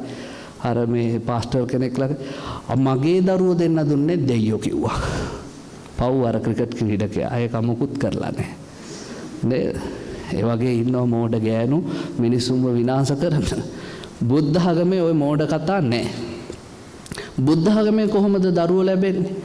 මාතා උතුණී හෝති අම්මා ඍතු තත්ත්වයේ ඉන්න ඕනේ ඔසප් වෙලා ඩිම්බ මෝචනය වෙන්න ඕනේ මාතා පිතුන්නම් සංවසතෝ හෝති අම්මා තාත්තගේ එකතු වීමක් වෙන්න ඕනේ ගන්ධබ්බෝ පච්චුපන්නෝ හෝති අම්මා තාත්තා එකතු වෙලා හැදෙන කලලයට විඥානය මුල් බැස ගන්න විද්‍යාත්මකයි. ආයි විද්‍යාඥයන්ටවත් කට අරින්න දෙයක් බුදුහාඳුරෝ ඉතුරු කළේ නැහැ. ධර්මයේ තුල ලස්සනට කිව්. අද ඉස්කෝලේ 6-7 වුණොත් ඕවා දන්නවා. උන්ටත් අපි උගන්වනවනේ ඉස්කෝලවල සෞඛ්‍ය පාඩමේදී තාත්තගේ ශුක්‍රාණුවයි අම්මගේ ඩිම්බයයි එකතු වෙලා කලලයක් හැදුනා. ඒ කලලෙන් තමයි දරුවෝ විකසනය වෙන්නේ. ඉස්සර ඔය ඇත්ත පුංචි කාලේ නම් කිව්වේ එහෙම නෙවෙයි. මූදු පතුල යට ඉඳලා මුතු ඇටයක පා කරලා පෙන ගොබයක නිදි කරලා මගේ දෝතට පුතුවා. දැන් ඉන්න උන්ට ඔවා කියන්නකො බලන්න. උන් අහයි අම්මලා ගොලි කාලා දින්නේ කියලා. නේ? ඒ මෝඩ කතා දැන් නැහැ. දැන් ළමයි හරි ඇඩ්වාන්ස්. දැන් ළමයි දන්නවා ඇත්ත කතාව. ඒ නිසා ධර්මයේ අලුත් પરම්පරාවට ගලපන්නත් ලේසි. උන් අහන්න නැති කමටයි මේක තේරෙන්නේ නැත්තේ. අද પરම්පරාවට හරියට ඇල්ලුවොත් ධර්මය අල්ලන්න පුළුවන්. බුද්ධ ධර්ම කියන්නේ මහා තර්කානුකූල ධර්ම. මේ ධර්ම තුල පින්වත්නි මිනිස්සුන්ගේ ජීවිතේ බුදුහාමුදුරුවෝ කියනවා විසාකල වගේ වෙන්න උත්සාහ කරන්න. ළමයි 20ක් හැදුවා. මුණුපුරු මිනිපිරියෝ 100ක් වට කරගත්තා. ලස්සන ඇඳුම් ඇඳලා කොණ්ඩ මෝස්තර දාලා මේල පළදනාවක් බෙල්ලෙල්ල ගත්ත. වටිනාකම කීයද මේල පළදන? කෝටි 9ක්. කෝටි 9ක් වටින මාල බෙල්ලේ දාගෙන රත පිරිවරාගෙන යාළු මිත්‍රයොත් එක්ක ගී සින්දු කියා පන්සල් ආවා. බුදුහාඳුරෝ කවදාවත් විසාකට කිව්වද විසාකව නවත්තපන් කියලා? කිව්වෙත් නෑ. විසාක මැරෙනකන් ඒව නැවැත්තුවෙත් නෑ. මැරෙනකන් අවුරුදු 120ක් සැප විඳපු ගෑණියෙක්. දවසක් විසාක පන්සල්ෙද්දී බුදුහාමුදුරුවෝ ඈත බලන් ඉඳලා කියන ආනන්ද මේ මුළු දඹදිවම මේ විදිහට සැප විඳින ගෑනු 3 දෙනා ඉන්නේ. කවුද? එක්කෙනෙක් බිම්බිසාර රජුරුවන්ගේ දුව චුන්දී කුමාරිකාව. දෙවනියා කොසල් රජුරුවන්ගේ දුව සුමනා රාජදේවිය. තුන්වෙනියා මේ විසාකා. බලන්න බුදුහාමුදුරුවෝ සතුටු වෙච්ච හැටි. මිනිස්සු ලස්සනට කාලා ඇඳලා ඉන්නවට කවදාවත් කුහකකම් කරන්න එපා. මිනිසුන්ගේ ජීවිතවල ලස්සනට විසාකලා චවි කල්යාණයේ තිබ්බ ගැහැණු. කේශ කල්යාණේ, මාංශ කල්යාණේ, වයං කල්යාණේ, දන්ත කල්යාණේ, ඔය වගේ කල්යාණ පහ මාංශ කල්යාණේ. බුදුහාඳුරෝ කියන ලස්සනයි, බොහොම සැප විඳින අය. ඒවා පින්වත්නි සසර ස්වභාවයන් අවබෝධ කරගෙන ඉන්න. බුදුරු කියනවා මේ ජීවිතේ ලස්සනට විඳින්න දවසක මේ ඔක්කොම දාලා යන්න වෙනවා කියන තැනට හිත හදාන්න. විසාක කරලා තිබ්බ එක දෙයයි. මොකද්ද? සිටුමාලිගයක හිටියත් රජමාලිගයක හිටියත් දවසක මේ ඔක්කොම දාලා යන්න වෙනවා කියලා හිත හදලා තිබ්බා. ඕකයි වෙන්න ඕනේ. ඔය ඇත්තෝ තාස දෙයක් කන්න කැමති තැනක යන්න ගිහියෝනේ හිටපු ගමන් නටන්න ගයන්න වයන්න සින්දුවක් කියන්න ට්‍රිප් එකක් යන්න සතුටින් ඉන්න. හැම මොහොතකම පින්වත්නි සතුට කියන එක වඩව ගන්න. නරක පැත්තට නෙවෙයි, හොඳ පැත්තට. මගේ ජීවිතයේ කුමන ආකාරයෙන්ද සතුටු කළේ ඒ ආකාරයෙන්ම සතුටු කරන්න. හැබැයි අපි අපායට ඇදගෙන යන පැත්තට විසාක හැම තප්පරයක්ම සතුටින් ඉන්න උත්සාහ කරපු ගැහැණියක්. බලන්නකො දන් දීලා සතුටු වෙච්ච හැටි. බුදුහාමුදුරන්ට මං හිතන්නේ නොබියව අදහස් ප්‍රකාශ කරපු එකම කාන්තාව වෙන්නත් පුළුවන්. බුදුහාඳුරනේ වර ඉල්ලනවා. ඒ වර ඔක්කොටම අවසර දෙන්න. මොනවද? බුදුහාඳුරනේ සංඝයාට නිති බත් දෙන්න. මට බත් ටිකක් බෙදන්න ඕන නම් කාගෙන්වත් අහහ ඉන්න බෑ. බත් මුට්ටිය ඔයාගෙන ඇවිල්ලා දන් දෙන්න මට අවසර දෙන්න. හොඳයි අවසරයි කිව්වා. සංඝයාට නිති කැඳ දෙන්න. සංඝයාට ගිලන් වුණාම බේත් ටික අරන් මට කාගෙන්වත් අවසර ගන්න අහන්න බෑ. මට ඒකට අවසර. හොඳයි විසාකා. ඒවක් කරා. සංඝයාට වැසිසලු දෙන්න. කවුරු කටින පින්කම් බාරගත්තත් මට මේ මිනිසුන්ට යටත් වෙලා කරන්න බෑ. මටත් වැසිසලු පූජා කරන්න දෙන්න. හොඳයි විසාකා කරන්න. පිනටමයි අවසර ඉල්ලුවේ. ඒ නිසා ලෝකෙ පින්වත්නි සැපය කියන එක වර්ධනය කරගන්න හොඳම තැන තමයි සියලු දේ පරිහරණය කරන්න. ගතින් උනාට හිතින් අතහැරලා. හිතින් අතහැරගත්තොත් සතුටු මේ හැම දෙයක්ම හිතින් අතහැරලා පාවිච්චි කරොත් ලේසි. කෝප්පේ පාවිච්චි කරන්න ප්‍රශ්නයක් නැහැ. හිතන්නකො මේක රත්තරන් කියලා කමක් නැහැ බොන්න.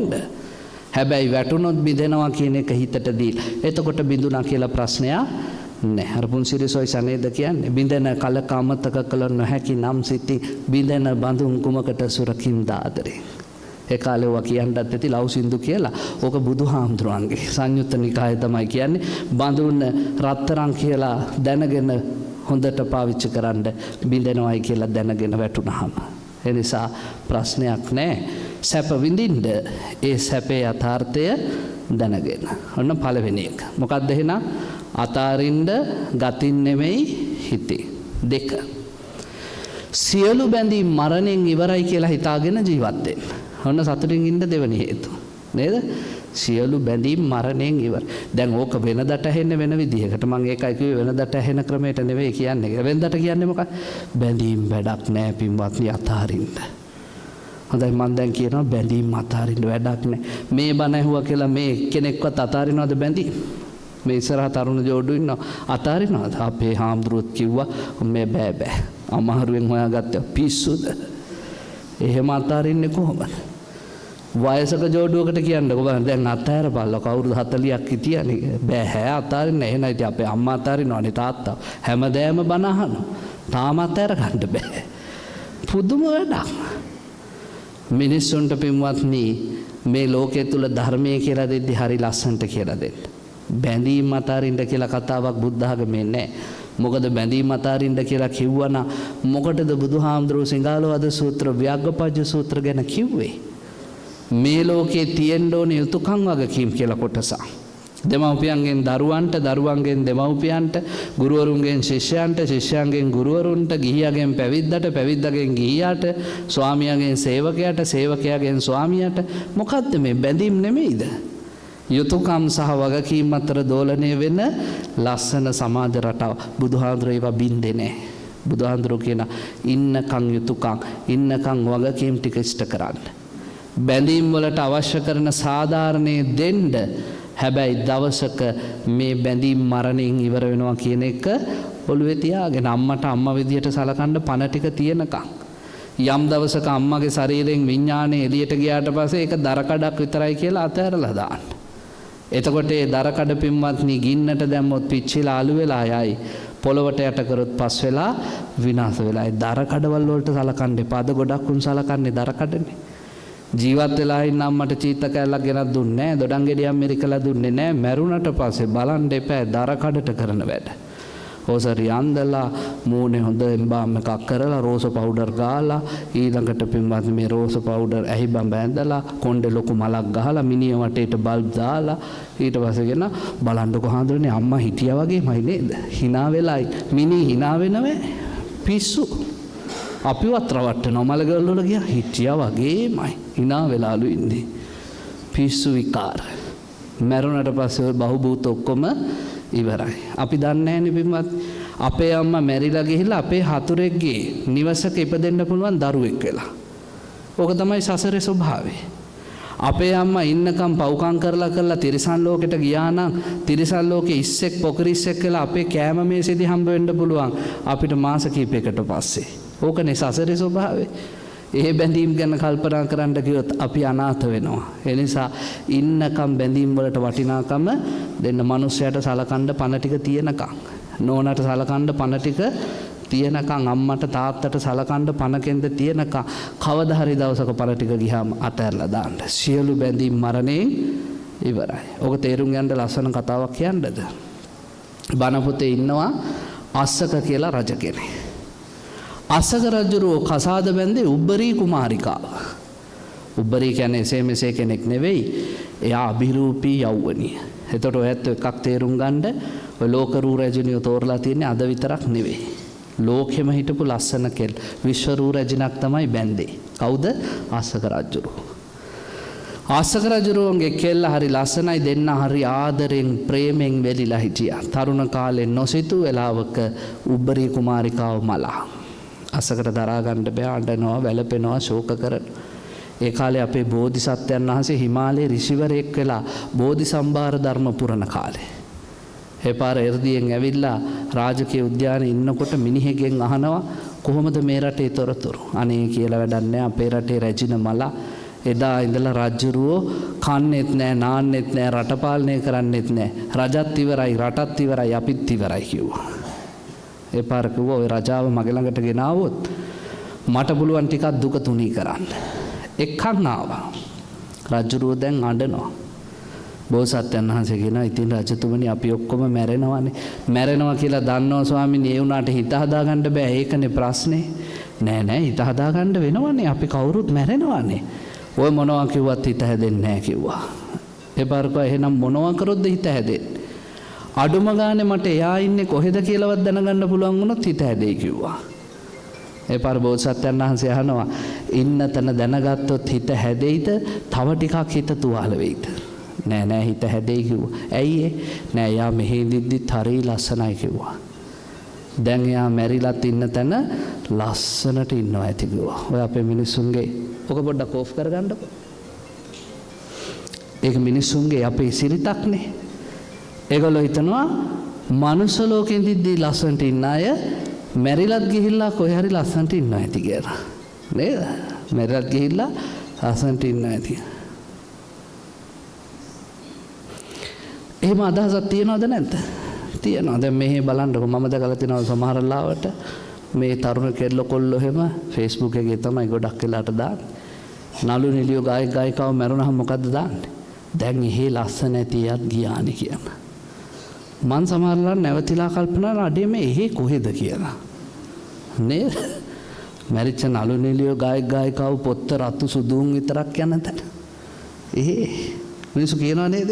කවදාවත් අපේ ගමේ පින් කරන උපාසකම්ම මැරුණාම දාන්නේ නැහැ නේ ගමේ කොල්ලෝ. දැන් එහෙ ලස්සන ඇති සිරියාවති ගියානේ කියලා. නෑ දාන්නේ. මම දැක්කා ඊපෙරේද අපේ මාල්නි ෆොන්සේකා නෝනා මැරුණාම දාලා එහෙ ලස්සන ඇති දැන් ඔක්කොම ගියානේ කියලා ඊට කලින් මැරිච්චුන් ඔක්කොටම අත්තටුවයි කරලා දාලා. ඒගොල්ලෝ ඔක්කොම දිව්‍ය ලෝකෙලු යන්නේ නෑ පිස්සුද ඔය ඇත්තන්ට. බුදුහාඳුනගෙන් ඇහුවනේ ගිහිල්ලා ස්වාමීනි කලාකරුව මෙරිලා ගිහිල්ලා උපදින්නේ දිව්‍ය ලෝකෙත් අපෝ නෑ පායාසය කියන නරකාදිය කිව්වා බහුතරයක්. සුළුතරයක් යයි කිව්වා දිව්‍ය ලෝකේ බහුතරයක් යන්නේ අපායට කිව්වා. නේද? මිනිස්සුන් රාගයෙන් ද්වේෂයෙන් මෝහයෙන් මත් කරපු සියලුම දෙනා යන්නේ අපායට. කවුරු හරි උදව් කරන්න පොඩ්ඩක්. ෆෝන් මේ සයිලන්ට් කරන්න ඕනේ. නැත්තම් ඕෆ් කරන්න ඕනේ. ඔය දෙකම දන්නේ නැත්තම් බැටරිය ගලවලා විසි කරන්න ඕනේ. යද්දී අහිඳගෙන යන්න. ඇත්ත හරි කරදරයක්. මට මේ කටපාඩම් කරලා කියනවා නම් ප්‍රශ්නයක් නැහැ. මම බන ගොඩනගන්න එපා ඔළුවේ. ඒ නිසා බාධා දෙක පාරක් දෙපාරක් තුන්වෙනි පාරක් වුණාම කරදරයි. හරි. ඉතින් මේ අසක රජුරු කියනවා එයා ලස්සනට ඇති. මෙහෙදිත් ලස්සනයිනේ. නෑ නෑ රජතුමනි මන් දන්නවා එයා ඉන්න තැන එයා වැඩි ඈතක නෙමෙයි ඉන්නේ මේ උද්‍යානෙමයි කිව්වා. මේ උද්‍යානේ කොහෙද කියලා ඇහුවා. ආන් අර ගොම ගොඩේ කිව්වා. ගොම ගොඩක් පෙන්නලා ගොම ගොඩේ ආසක රජුරවන්ට කේන්ති ගියා. ආසක රජුරෝ ඔය මගේ බිසවට අපහාස කරන්නේ හැබැයි ඔප්පු කරේ නැත්තම් මරනවා කිව්වා. හොඳයි මං ඇයව ගෙන්නන්නද? ගෙන්නහන් කිව්වා. බෝසත්යන් වහන්සේ අදිෂ්ඨාන කරද්දී ගොම ගොඩෙන් පෙරලගෙන එනවා ගොම කුරුමිනියෝ දෙන්නේ කැවිලා වැහුවා. ඒ පාර බෝසත්යන් වහන්සේ කියන එකෙක්ව පෙන්නලා මෙන්න ඉන්න ඔයාගේ උබ්බරි. රාජ්‍යරුවන්ට හොඳටම කේන්ති. මොකද කරේ? කඩු එළියට ඇදලා බෙල්ලට තියලා කිව්වා ඔය මේ රටේ අගරජනට අපහාස කරන්නේ හැබැයි ඕක ඔප්පු කරේ නැත්තම් මරණ එක මරනවමයි. පුළුවන් ද ඔප්පු කරන්න? පුළුවන් කිව්වා. බෝසත්යන් වහන්සේ ඇහුවා ඇගේ කටහඬ මතකද? මතකයි. ඇයත් එක්ක ආගිය තැන් මතකද? මතකයි. ජීවිතේ ගත කරපු විදිහ මතකයි. ඇයට විතරක් හොරෙන් කනට කරලා කියපු රහස් මතකද? මතකයි. ඒ ඔක්කොම ඒ කටහඬින්ම මේ ගොම කුරුමිනේ දේනුව ලව්වා කියෙව්වොත් විශ්වාස කරනවද මේ ඇයමයි කියලා? රජුරෝ ටික වෙලා කොළුව කහ කහිතලා කිව්වා එතකොට විශ්වාස කරන්න වෙනවනේ. හා හොඳයි කිව්වා. අදිෂ්ඨාන කරලා ඇහුවා උඹ කවුද?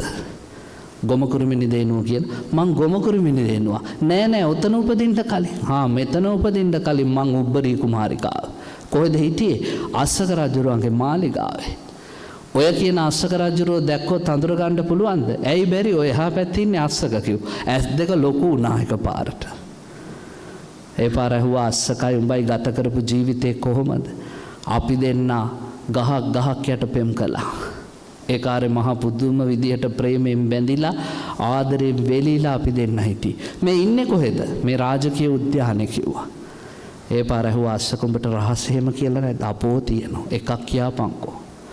ඒ පාර ගොමු කුරුමිනි දෙනෝ කියන යා ඉස්සර කවුරුත් නැති වෙලාවට මාව තුරුල් කරගෙන කියනවා සුදෝ අපි දෙන්න දෙන්නේ නෙමෙයි එක්කෙනෙක් කියලා. කියද්දි අස්සකයා හොගහලා හඬනවා. පරණ ලව් එක මතක් වෙනවනේ. හොගහලා හඬනවා. එයා දැන් දන්නවා මේ කවුරුත් නෙවෙයි නෝනම තමයි. ඒ පාර ඇහුවා බෝධිසත්වයන් වහන්සේ එච්චර ලස්සනට හිටපු උඹට මොකද්ද මේ උනේ කියලා. ගොමු කුරුමිනි දෙනෝ මොකද්ද කිව්වේ? ඔයත්තන්ටත් වටිනා උත්තරය. මං රුව සරු කළා සසර සරු කළේ නෑ. මොකද්ද කියන්නේ? රුව සරු කළා සසර සරු කළේ නෑ. කාන්තාව රුව සරු කරන්න කරන වැඩ මං කියන්න යන්නේ. එහෙම වුණොත් මට හෙට වෙනකම් මෙහි ඉන්න වෙනවා. එච්චර නාමාවලියක් තියෙනවා. ගෑනුන්ගේ රුව සරු කිරීම සම්බන්ධ කොණ්ඩ පාට කරනවා. ඊට පස්සේ ජෙල් ගන්නවා. ඇහි බඹ ඔක්කොම ගලවනවා. පැන්සල් වලින් උඩට අඳිනවා. ඊළඟට මූණවල් වල මේ කිරි ගන්නවා. අලිගැට peer ගන්නවා නේද? කණ්ඩ තියෙන ಜಾති ඔක්කොම. රැට නයිට් ක්‍රීම්, දවල්ට සන් ක්‍රීම්, බේත් බොනවා, කොලජන් කියනවා. ඊට මෙනිකියු කියනවා, පෙඩිකියු කියනවා. ඕවා ඉතින් ලේසි නෑ වැඩි. කමන්නේ දැන් වැරදියට හිතන්නත් එපා. මේ හාමුදුරුවෝ මේ අපිට මේ දොස් කියන නෑ හොඳයි කරන්න කිසි ප්‍රශ්නයක් නෑ. බුදුහාමුදුරන්ගේ ධර්මයේ තුල කවදාවත් කියලා නෑ මිනිසුන්ට කැතටින් ලස්සනට ඉන්න කියලා. විසාකලට එපා කියලා නෑ කරන්න. කිසි ප්‍රශ්නයක් නෑ. තරුණ අය විශේෂයෙන් දැන් මගේ පන්සලේ උපාසකම්ම කෙනෙක් අවුරුදු 82යි. පන්සලේ පින්කමකට ඇවිල්ලා ලිස්සලා වැටුණා. උකුල් ඇටේ කැඩුනා. ඊට පස්සේ ස්පිරිතාලේ යවුවදී මට බලන්න යන්න බෑ වස් කාලෙන්නේ. ඒ පාර පින්වත්නි මම වස් කාලෙත් ඉවර වෙලා දැන් මේ අවුරුදු ගානකට පෙර කතාවක්. වස් කාලෙත් ඉවර වෙලා හිමීට ගියා අම්මා බලන්න. එතකොට උකුල් ඇටේ හොඳ වෙලා. හැන්දෑවේ 5ට විතර මං ගිහිලා ගේට්ටුවට තට්ටු කරාම උපාසකම්ම ඇවිල්ලා දොර ඇරියා. මං කෑ ගහගෙන පැන්න පාරට. ඇයි මුළු මූණෙම කොළපාට තලියක් ගාලා ඇස් දෙක විතරක් බේරලා. ඉදලත් අරන් ඇවිල්ලා මේ මායියා ඇරියා දොර. ඒ පාර මං කෑ ගහද්දි කියලා මේ කෑ ගහන්න එපා මං කව මම්මන් තමයි. හොඳ වෙලාවට මේ 5ට ආවේ 7ට විතර ආවනම් මට නූල් බඳින්නත් වෙනවා කියලා. උපාසකම්ම කියන යන්කෝ ගෙට යන්කෝ කියලා. දැන් මං යන ගමන් පිටිපස්සෙන් ඇහුවා උපාසකම්ම මොකද්ද මේ විකාරේ පිස්සුද? ඒ පාර කියලා අනේ නෑ හඳුන කෑ ගහන්න එපා. අපේ කොල්ලා නුවර ගිහින් එද්දි අලිගට peer වගේක් ගෙනාවා. ඉදිලා වැඩි කිව්වා ගෑවකුව මූණේ. අවුරුදු 82යි.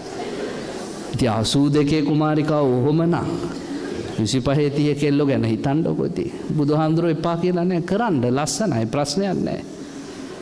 ප්‍රශ්නේ තියෙන්නේ පින්වත්නි ඕක විතරක් කරනවා නම්. මොකද්ද උබරී කිව්වේ? රුව සරු කළා අඩුවක් නැතුව ඔය ටික කළා සසර සරු කළේ නෑ. ඒ කියන්නේ බණරින් ගීතක් ඇහුවේ නෑ, සීලයක් රැක්කේ නෑ, දන් හැන්දක් බෙදුවේ නෑ, සසර පිළිබඳව කල්පනා මොකවත් නෑ. දැන් එහෙම උබරීලා නැද්ද මීගමුවේ? ඉන්නව නේද? ඔයත් අංගේ ගෙවල් වලත් ඇති. අනේ උන්ට කියලා දෙන්න. පුතේ උඹලා අවුරුදු 25 වෙන්න කලින් කැන්සර් එකක් හැදෙයි මැරෙයි කොහෙද යන්නේ මොනවද උඹලා කරගෙන තියෙන්නේ? දැකලා ඇති නේද? අඩි උස සපත් දෙකක් දා ගන්නවා, කොටට ඇඳ ගන්න, තොල් පාට කරනවා, එහෙම්බඹ පාට කරනවා, ටොකොස් ගගා හෙට යනවා, මෙහෙට යන. උන්ට බණෙන් ඇති වැඩක් නැහැ, දානෙන් ඇති වැඩක් නැහැ, සීලෙන් ඇති වැඩ හිත හදලා නැහැ මුකුත්. අපිට තව කල් තියනවනේ කියලා ඉඳලා තියෙනවා. යන්න පිළිකාරෝහලට කල් තියනවා කියලා හිටපු අය කී දෙනෙක් අද අඬනවද? මට පිළිකාරෝහලේදී අවුරුදු 24ක කොල්ලෙක් කියපු කතාවක්. කොල්ලා ළඟට ගියාම මම මුළු ඇඟේම පින්වත්නි පච්ච කොටලා. මහා උස මහත කොල්ලේ මුළු ඇඟේම පච්ච කොටලා අක්මාවේ පිළිකාව මුළු ඇඟේම පැතිරිලා. දොස්තර මහත්තරු කියලා මේ දැන් කරන්න බෑ කියලා මොකෝ. මං ළඟට ගිහිල්ලා ඉතින් පිළිකාරෝගී එන්නේ දැන් මේ මිනිස්සයාට දුක ගැන කියලා වැඩක් නැහැ නේ. මං ඔළුව අත ගාලා කිව්වා ඔයා චිත්‍රපතක් වගේ නේ කියලා. ඇයි උගේ බෙල්ලේ අත් දෙකේ කකුල් දෙකේ පපුවේ හැමතැනම පච්චා. මං කෝ උඹ චිත්‍රපතක් වගේ නේ. කොල්ලා කියන හාමුදුරනේ මට කවුරුත් කියලා නැහැ මේ වයසේදී මම මැරෙයි කියලා. මං කෝ ඉතින් ඔක් කියන්න දෙයක් නැහැ නේ. අපි ඕන කෙනෙක් ඕනම මොහොතක මැරෙන්න පුළුවන්. නෑ හාමුදුරනේ අවබෝධය මට කවුරුත් දීලා නැහැ. මගේ ජීවිතය ගැන මට හරි බයයි. මං හැබැයි බය. කොල්ලගේ වචන වලින්ම කියන්නම් ඔයත් වැරදියට හිතන්න එපා. ඒක කිව්වා හාමුදුරනේ මං 4 වටේ බිබී ඇවිද්දා එකයි ගෑනු පස්සේ ගිය එකයි විතරයි ජීවිතේ කරලා තියෙන්නේ. අත් දෙක එකතු කරලා බුදුන් ඇඳලා නැහැ කිව්වා මට මතක ඇති කාලෙක. අවුරුදු 24ක කොල්ලේ. මට හරි බයයි කිව්වා මැරිලා කොහේ යයිද කියලා. ඔය කොල්ලා ඕක කියද්දි පින්වත්නි මගේ ඔළුවට ආවේ සුත්ත නිපාතේ බණපදේ. මම ජීවිතය ගැන ගැඹුරින් හිතන්න පටන් ගත්තේ ඔය කොල්ලා නිසා. මොකද්ද? කොල්ලා කියනවා මට බයයි මම මැරිලා කොහේ යයිද. බුදුහාඳුරු සුත්ත නිපාතේද කියනවා. කාමේසු ගිද්දා පසුතා පමුල්ලා අවධානියාතේ විසමේ නිවිට්ටා. කාමයන්ට ලොල් වෙච්ච මිනිස්සු තමන් ගත කරපු විසම ජීවිතය ගැන අවධානමකටපත් වෙනවලු. දුක්ඛ පනීතා පරිදේවයන්ති දුක් වෙනවා අඬනවා වැළපෙනවා ශෝක කරනවා මරණ මංචකයේදී කිංසු භවිස්සාමිතෝ චුතාසේ අනේ මෙතනින් ගිහිල්ලා කොහේ උපදීද කියලා. අද ගොඩක් අයට ওই පසුතැවීම වෙනවා. ජීවිතේ පුරුද්දක් කරගන්න පින්වත්නි. ගොඩක් මාන්නේ තියන අය ජීවිතය ගැන මහා පුදුම විදියට හිතන් ඉන්නයි මාසකට විතර සැරයක් යන්න පිළිකාරෝහල් රවුමක් ගිහිල්ලා බලලා එන්න. ජීවිතය ගැන හොඳට තේරුම් ගන්න පුළුවන් තැන.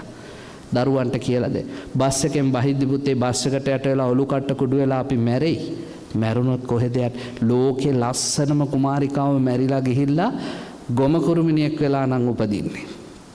ඒ කාලේ බුදුහාඳුරගේ කාලේ ඉන්දියාවේ හිටපු මහා ආර්ථික විශේෂඥ අහලා ඇති නේද? තෝදෙය්‍ය ආර්ථික විද්‍යාව පිළිබඳ ජ්‍යෙෂ්ඨ මහාචාර්ය කොහෙද මැරිලා ඉපදුනේ? ගෙදරම බැල්ලියකගේ කුසේ බලු කුක්කෙක් වෙලා. ඔය ලොකු කම් බලපුලුවන්කාරකම් ඕව එකක්වත් මරණයට අදාළ දේවල් නෙවෙයි කර්මයයි තීරණය කරන්නේ. ඒ නිසා උබ්බරී කියන රුව සරු කළා සසර සරු කළේ නෑ. අන්තිම ප්‍රශ්න ටික ඇහුවා. උඹ තාම මේ අස්සකට ආදරේ? අපෝ නෑ දැන් ආදරේ නෑ. ඇයි? එයා මිනිහෙක් මං ගොම කුරුමිනියෙක් ಜಾති දෙකක් අපි ගැලපෙන්නේ නැහැ කිව්වා දැන්. ඒ පාර ඇහුවා දැන් ආදරේ කාටද? දැන් ආදරේ නම් මෙයාට කියලා අර ගොම ගොඩ පෙරලගෙන ආපු අනිත් එකව පෙන්නවා. ගොම කුරුමිනියා. ආස්සකගේ ඇඬිල්ල ඉවරයි. ඇයි? ආස්සක කල්පනා කරන යකඩෝ මම මේ ගෑණි මරුණා කියලා තාම අඬනවා. මේ ගෑණි ඒ ලෝකෙට ගිහිල්ලා එහෙනුත් එකෙක් හොයාගෙන කියලා. සියලු බැඳීම් මරණයෙන් ඉවරයි. නේද? අපි සමහර ලාවට අඬනවා. අපේ කෙනා අයියෝ ගියානේ දාලා එහෙම කියලා. උන් එහෙ ගිහිල්ලා ඊටත් වැඩිය සතුටින් ඉන්නව ඇති ඉන්න තැනක. අපි දන්නේ නැහැ කොහෙද කියලා. ඕක තමයි යථාර්ථය. මම මේ ඔයත්තන්ට ජීවිතේ සරලව තේරුම් ගන්න කිය. මට නෝනා කෙනෙක් ඇවිල්ලා ඊයේ පෙරේද බණකට ආරාධනා කළා. ඊයේ පෙරේද කියන්නේ ජූනි ජූලි විතර. හාමුදුරනේ ඔක්තෝබර් බණ තියෙන්නේ කිව්වා. මං කහා 5ට තමයි එන්නේ. 7ට හැමදාම බණ වස් කාලේ කියලා. එපාරක 5ට හරි කමන්නේ. එයා ආපු ගමන් කියලා ඉඳගත්තේ මොකද්ද? මිනිස්සයා මැරිලා අවුරුදු 12ක් මේ 12 පින්කම මං හා කියලා ලිව්. හැබැයි තොර තෝංචියක් නැතුව කියවනවා. ඒ වෙලාවේ මං ඉතින් දින පොතේ බලනවා ඉස්සරහට දෙන බණ. එයා කියවනවා. මං සැරින් සැරේ ඔව් කිය. ඕම කියෝගෙන යද්දී එයා එක තැනකදී කියනවා එයා හැමතිස්සෙම ඉතින් හාරු මගේ ළඟමයි. හුස්සේ ඌවත් ළඟ හිටන් ඉන්නවා කොහේ හිටියන් මන් දිහා බල මං එකපාරට දැන් මිනිහා මැරුණා කිව්වා නේද? ඌ මට පටන් ගත්තේ එහෙමනේ අවුරුද්දකට කලින් මැරුණා කියලා. මං කව දැන් මිනිහා මැරුණා කිව්වා නේද? ඒ පාරේ ඌ මැරිලා තමයි. ඒ වුණාට එයා මගේ ළඟ ඉන්නවලු. මන් දිහා බලන් ඉන්නවලු. හැමතිස්සෙම ගෙදර මං කරන කියන දේවල් බලන්න. මං කව නෝනා මං බනට එන්න. ඔක්තෝබර් වෙනකම් මාස 5ක් විතර තියෙනවනේ. දැන් ඔහොම යන්න අංගොඩ. ගිහිල්ලා බේත් අරන් පිස්සුව සනීප කරගන්න මම බනට එන්න. එතකොට බන අහන්න පුළුවන් කිව්වා. ඊට පස්සේ ඇයි හාමුදුර මං ගා මැරිච් එකා මලා. ඒක කොහේ ඉන්නවද කියලා නෝනා දන්නෙත් නැහැ මම දන්නෙත් නැහැ. පුළුවන් නම් පිනක් කරලා පින් අනුමෝදන් කරන්න. ඉන්න තැනක ඉඳලා පින් අනුමෝදන් වෙයි. හැබැයි ඒ මත්තෙම නැහිලා මැරිලා විනාශ වෙලා යන්න අපි දන්නේ කොහොමද? බුදුහාඳුරන්ගේ කාලේ අම්මයි තාත්තයි පුතයි පුතු දෙන්නයි දුවයි ජීවත් වුණා. මේ කතාව ඔයත් අහලා නැද්ද? බාල පුතා මහණ වුණා. ලොකු පුතා දඩයක්කාරයා සත්තු මර ජීවත් වුණා. තාත්තා කලේ කුඹුරු වැඩයා කුඹුරෙන්තර ජීවිතයක් නැහැ. පිනක් දහම මොකවත් නැහැ. අම්මා කුස්සියෙන්තර ජීවිතයක් නැහැ. නංගිට තිබ්බේ රූපලාවන්‍ය පිස්සුවක්. එයා මූණ හොදනවා කන්නඩි වලින් බලනවා ලිඳ ළඟමයි ජීවිතේ. අහිවාතක වසංගතේ පැතිරුණා අම්මයි තාත්තයි දුවයි මලා. කොහොමද ඉපදුනේ? තාත්තා හේනේ වල්ලූරෙක් වෙලා. අම්මා කුසියේ වළංගොඩේ ගැරන්ඩියෙක් වෙලා උපපාතිකව. නංගි ලිංගැට්ටයට ගෙම්බෙක් වෙලා. ඒ පාර පින්වත්නි අර ගෙම්බා ලිම්පඩියට ඇවිදිද්දි ගැරන්ඩියා ගොදුරු හොයද්දි දැකලා ගිල්ලා. ගැරන්ඩියා ගොදුර ගිල්ලා බඩගාද්දි වල්ලූරා දැකලා ගැරන්ඩියාව ගිල්ලා. වල්ලූර හේනේ බුදියාගෙන ඉඳිද්දි දඩේ මේ ගිය පුතාට ගොදුරු හම්බෙලා නැහැ. කේන්තියෙන් එද්දි වල්ලූර දැකලා මරාගෙන කකුල් කෙටි දෙකෙන් උස්සගෙන ලේ පෙරාගෙන ගෙදර එනවා. එද්දි මහාන වෙච්ච පුතා ගෙදර ඇවිල්ලා ඌරෙකුත් උස්සාගෙන එන තමන්ගේ අයියන්ඩි දැක්කහම හාමුදුරන්ට කියවුණා හත් දෙයියනේ අපේ පවුලම එක තැන කියලා. ඒ පාරක මොන පවුලක්ද තමස කියලා මහාන වුණා. අම්මයි තාත්තයි නංගි මලා මං විතරයි ඉතුරු අපිට පවුලක් නැහැ. නෑ යන්ඩි ඔය කරේ තියන් එන්නේ අපේ තාත්තා විශ්වාස නැත්තම් මේ මේසුඩින් තියාපන් ඔය ඌරාව බඩ පලාපන් ඔය පිහියෙන්. ඇතුලේ ඇති ගැරන්ඩි එකේ අම්මා කිව්වා. කේන්තියෙන් ඌරව තියලා පැලුවා බඩවැලුත් එක්ක වැටුනේ ගැරන්ඩියේ තාම දිරවලක් නැහැ කාපු ගමන්නේ. ඒ පාර කිව්වා තවත් විශ්වාස නැත්තම් පලාපන් ගැරන්ඩියගේ බඩ ඇතුලේ ඇති ගෙම්බෙකේ නංගි කිව්වා. පැලුවා පලද්දි ගෙම්බා. ඒ පාර පිහියත් අතහැරලා වෙවුල ඇව්වා එහෙම කොහොමද උනේ? කොහොමද කිව්වේ එහෙම? ඒ පාර කිව්වා උපාදාන පච්චයා භව. උපාදාන රැස් කරන්නේ කොහෙටද? නැවත භවයේ සකස් වෙන්නේ තෙන්ටම තමයි. ඒ හාමුදුරු රහත් වෙලා රහතන් වහන්සේ. අපි දන්නවද අපේ අම්මලා තාත්තලා අපේ නෝනලා මහත්තුරු අපේ දරුවෝ මැරිලා යන්නේ කොහෙද කියලා? බුදුරු කියනවා කර්ම විෂය අචින්ත්‍යයි. හිතලා වැඩකුත් නැහැ. ප්‍රතිඵලයක් ලැබෙන්නේ නැහැ. ඒ නිසා බැඳීම් වලට වටිනාකම් දෙන්න ඉන්නකම්. මරුණට පස්සේ පෙට්ටි හොයන්න ඕනේ නැහැ වටිනා පෙට්ටි. මරුණට පස්සේ අන්දන්න ටයිකෝට් හොයන්න ඕනේ නැහැ. ඉන්න ටික සලකන්න දෙයනේ කියලා. මං අඳුරන ටීචර් කෙනෙක් අම්මට අවුරුදු 8ක් කැන්සර් එකක් හැදිලා සැලකුවා. හරියට පින්වත්නි මාලිගාවේ තේවාව කරනවා වගේ දලදා වහන්සේට. හරියට වෙලාවට බේත් ටික දෙනවා, වෙලාවට කැම ටික දෙනවා. පාන්දර 3ට නැගිටින්න. අම්මව නාවලා පවුඩර් දාලා පිරිසිදු කරලා බෞද්ධයා channel එක දාලා අම්මේ යන්නම් කියලා ඉස්කෝලේට ඇවිල්ලා පීරියඩ් අට ළමයින්ට උගන්වලා ගෙදර යනවා. ආයි ගිහිල්ලා අම්මව සුද්ධ කරලා පවුඩර් දාලා නාවලා මල් ටික කඩලා බුදුන් ඇදලා ඔක්කොම කරලා ධර්ම සාකච්ඡා අපිවත් ගෙනල්ලා බණ කියනවා සැරින් සැරේ. ඔය අම්මා මැරුණා. මැරිච්ච දවසේ දුව මට කතා කරලා කියන උදේ 10 මාට විතර හාමුදුරුවනේ අම්මා නැති වුණා. අද දවල් එකට පාන්සකුලේ පුළුවන් නම් වඩින්න. මං කොහොමද එන්නේ? දැන් පැය 2යි 3යි තව තියෙන්නේ. ඕක හෙට දාගන්නකො කියලා. ටීචර් මට එක වාක්‍යයක් කියලා ෆෝන් එක තිබ්බා. මොකද්ද කිව්වේ? හාමුදුරනේ මං ජීවතුන් අතර ඉන්න අම්මට බුදුහාමුදුරන්ට වගේ සැලකුවා. මේ මලකුණට දැන් කරන්න දෙයක් නෑ. හාමුදුරුව වැඩියක් නැතත් මගේ හිතේ තරහක් නෑ. තෙරුවන් සරණයි කියලා ෆෝන් එක තිබ්බා. යා කියපු විදිහටම එකට පාන්සකුලේ කරලා වැඩේ ඉවර කළා. ඇයි? ජීවත් වෙන අම්මට බුදුන්ට වගේ සලකලා. ඒකනේ වෙන්න ඕනේ. ඒසා සියලු බැඳීම් මරණයෙන් ඉවරයි කියලා හිතාගෙන ජීවත් වෙන්න සතුටින් ඉන්න පුළුවන්. මහත්යට සලකන්න, නෝනට සලකන්න, දරුවන්ට ඊර්ෂ්‍යාව, ක්‍රෝධය, කෝපය, මාන්නේ ඕවා හිතෙන් අයින් කරන්න. අපි ජීවත් වෙන්නේ බොහොම ටික කාලයයි. හැමදේම ලස්සනට පරිහරණය කරන්න, ලස්සනට ගෙයක් හදන්න සිහිනයක් තියෙනවා නම් හදන්න. ඊළඟට ඔයත්තන්ට මේ තැනට යන්න ඕනේ කියලා සිතක් තියෙනවා නම් ඒ සිත ජය ගන්න. ඒක තමයි යථාර්ථය. ඔබව රජෙක් කරනවා නම් කරන්නේ ඔබේ සිත. ඔබව රහතන් වහන්සේ නමක් කරනවා නම් කරන්නේ ඔබේ සිත. ඔබට රජ වෙන්න ඕන නම් රජ කියන තැනට ගෙනියන්නේ ඔබේ සිත. හැබැයි ඔබට බල්ලෙක් වෙන්න ඕන නම් බල්ලා කියන තැනට ඔබව ගෙනියන්නේ ඔය සිතම තමයි. ඒ නිසා ඒක තේරුම් අරගෙන ඔයත් යන්න පුළුවන් ඉහළම තැනට යන්න. ඒක තමයි ධර්මය. ඒ නිසා ඔයත්ගේ ජීවිතේ ලස්සනට ජීවත් වෙන්න ඕන කරුණු දෙක. hina වෙලා ඉන්න පුළුවන්. පළවෙනි එක ආයි කියමු බලන්න. මොනවද කරන්න ඕනේ? අතාරින්න. හැබැයි ගතින් නෙමෙයි හිතින් ලස්සන්ට ගෙවල් හදලා සල්ලිකාරයෝ වෙලා බබළුවාගෙන ඉන්න. 2 ඔයත් සියලු බැඳීම් මරණයෙන් ඉවරයි කියලා හිතාගෙන ජීවත්. දෙවනි කාරණේ ඔන්න hina වෙලා ඉන්න ඕනේ. බුදුහාඳුරෝ දෙවනි එක කියනවා කේමං පත්තේත බික්කෝ. hina වෙලා හිටපල්ලා. හැබැයි ඕනෑටදී hina වෙන්න ගියාම නිවන අමතක වෙන්න පුළුවන්. නිවනම පතව අනෙකක් නොපතව. ඒ කියන්නේ නිවන් මාර්ගේ වැරදෙන්න දෙන්න එපා. සතුටු වෙන්න. කාලැඳලා ඉන්න ලස්සන ජීවිතයක් ගෙවන්න. නිවන් මාර්ගේ නැති කරගන්න එපා. සද්දා, සීල, සුතචාග, පඤ්ඤ, සීක බල වර්ධනය කරන්න. වර්ධනය කරන අතරේ ඔයත් ආර්ය අෂ්ටාංගික මාර්ගයේ නිවැරදි ගමනක නිරත වෙන්න නිවනම අරමුණු කරගෙන මැදුම් ඕවා අමාරු නෑ පින්වත්නි. අමාරු කරගෙන තියන්නේ අපි. අදටත් මේ බුද්ධ ශාසනයේ මට හම්බෙලා තියෙන තරුණ දරුවෝ මැදි වයසේ අය ආර්ය අෂ්ටාංග මාර්ගය පූර්ණේ කරනවා. මම ඔයත්තන්ට ඔය බණ කියන වෙලාවල් වලට කියපු කතා ඕන තරම් තියෙනවානේ සමාජ මාධ්‍ය ජාලවල.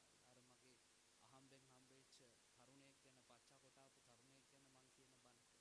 කතෝලික කොල්ලෙක් හලාවත ඉපදිලා මට කියනවා ලස්සන බණපදයක්. මොකක්ද?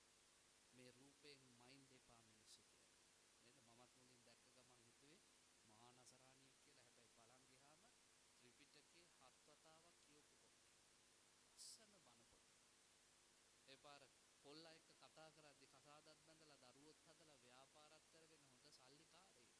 හැබැයි ජීවිතේ ගමන් කරන්නේ ආරෂ්ඨාංගික මාර්ගය. අමාරු ඒවා නෙමෙයි. සම්මා දිට්ඨි, සම්මා සංකප්ප, සම්මා වාචා, සම්මා කම්මන්ත, සම්මා ආජීව, සම්මා වායාම, සම්මා සති, සම්මා සමාධි. ඔය ටික මතක තියෙන්න ඕනේ. සමහරුන්ට ඒව මතක නැහැ. අද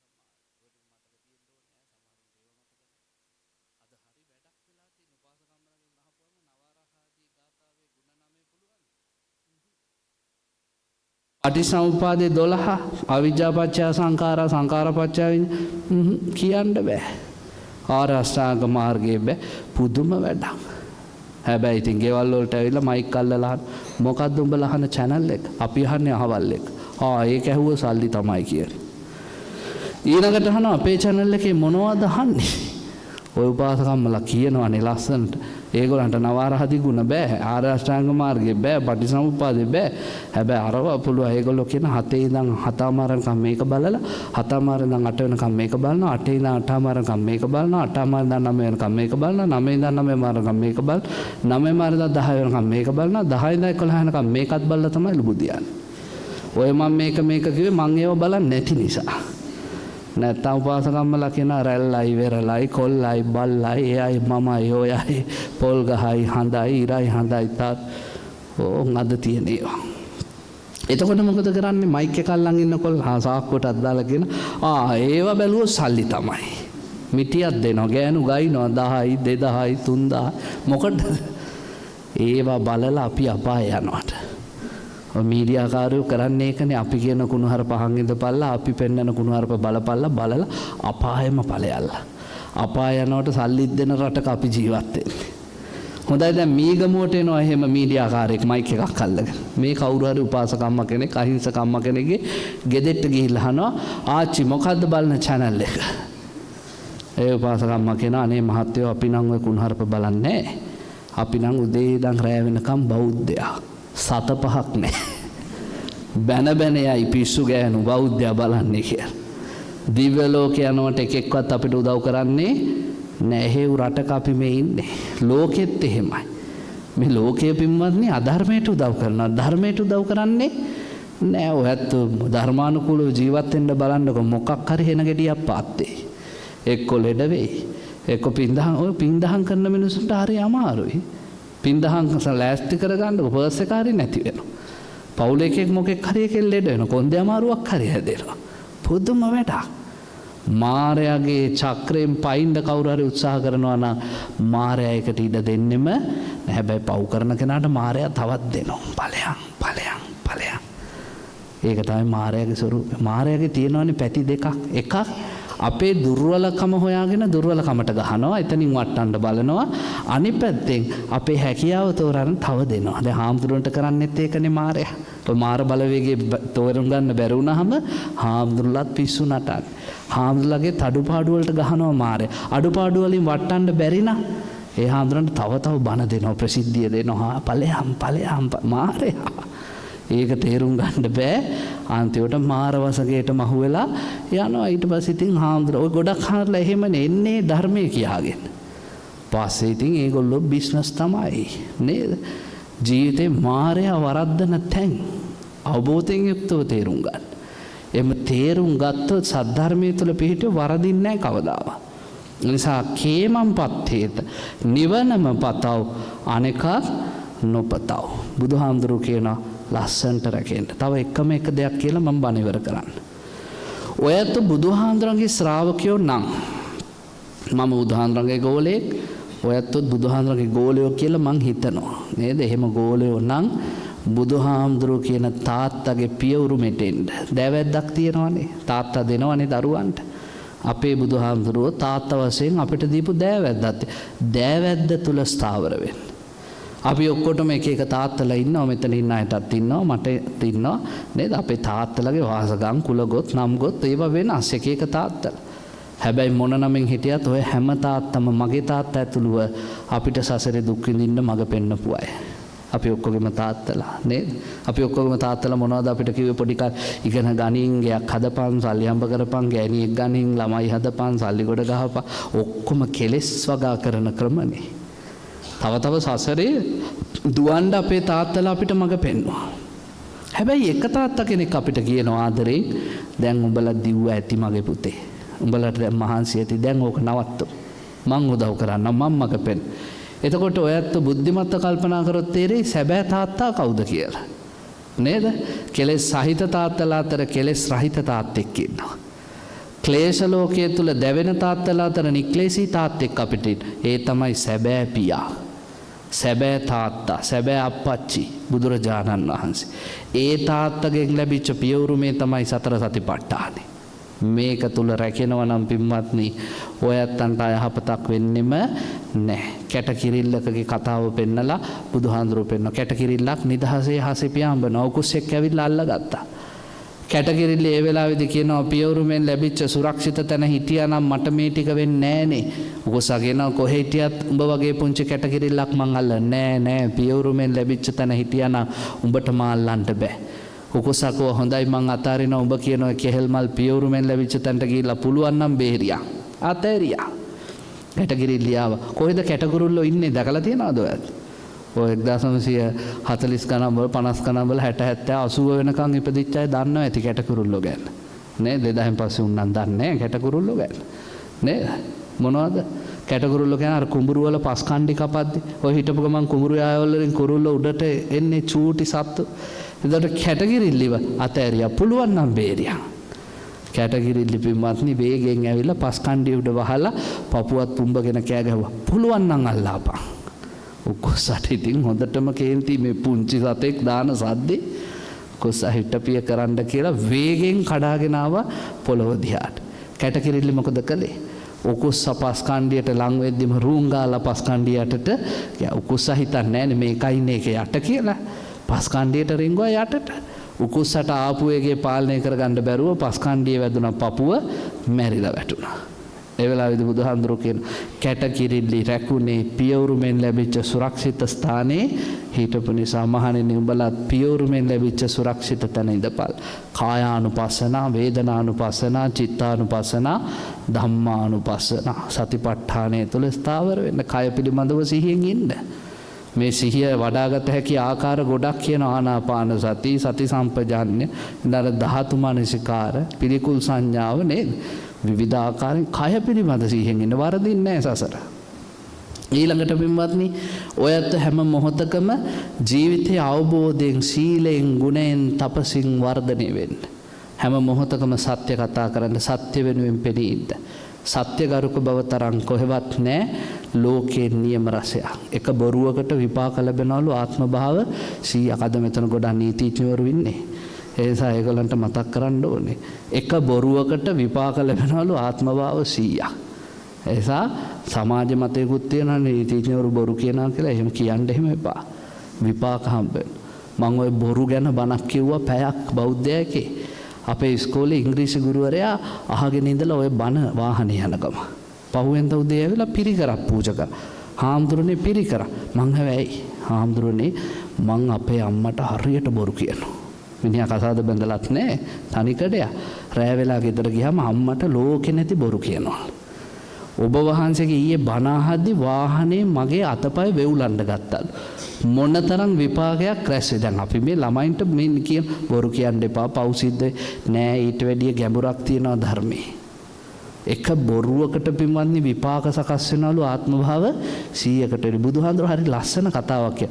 මත්තා සුඛ පරිච්ඡාගා පස්සේතේ විපුලං සුඛං. උඹලට මේ පුංචි තෘප්තිමත් වීමකින් මහා දුකක් ලැබෙනවා නම් එවැනි දේ කරන්න එපා.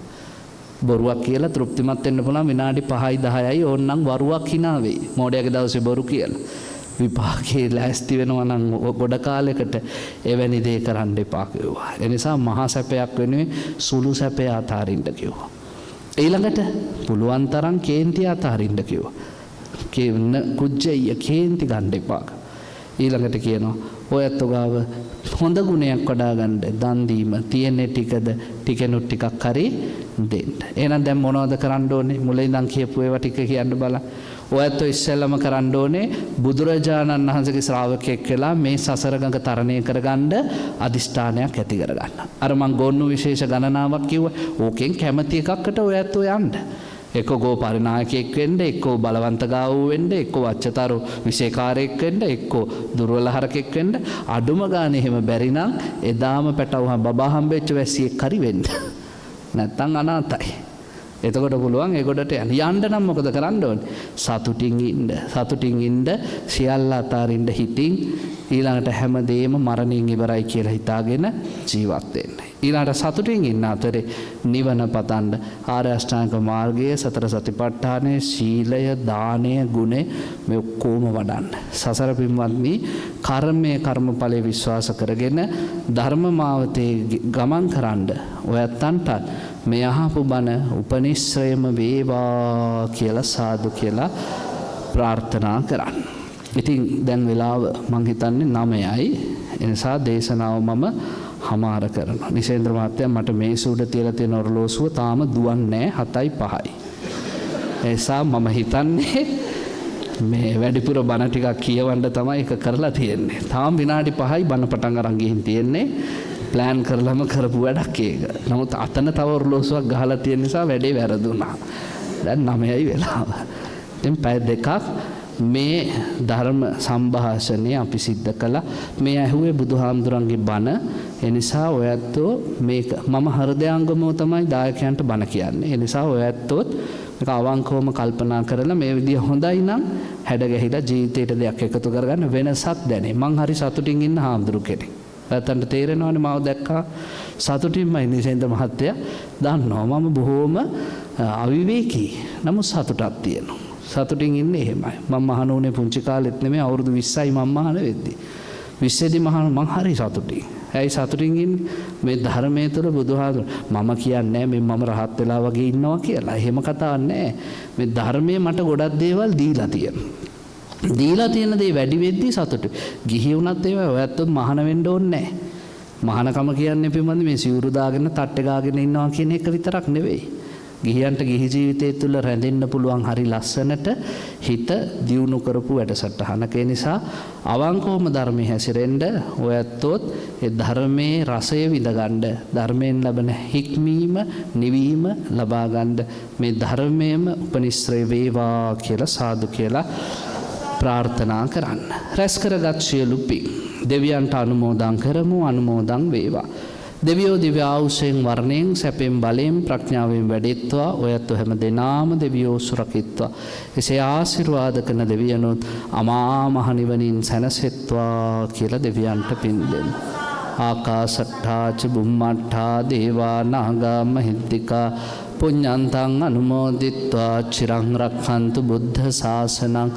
ආකාශට්ඨා ච බුම්මට්ඨා දේවා නාග මහිද්దికා පුඤ්ඤන්තං අනුමෝදිත්වා චිරං රක්ඛන්තු බුද්ධ දේශනං. ආකාශට්ඨා ච බුම්මට්ඨා දේවා නාග මහිද්దికා පුඤ්ඤන්තං අනුමෝදිත්වා චිරං රක්ඛන්තු බුද්ධ ශාවකාති.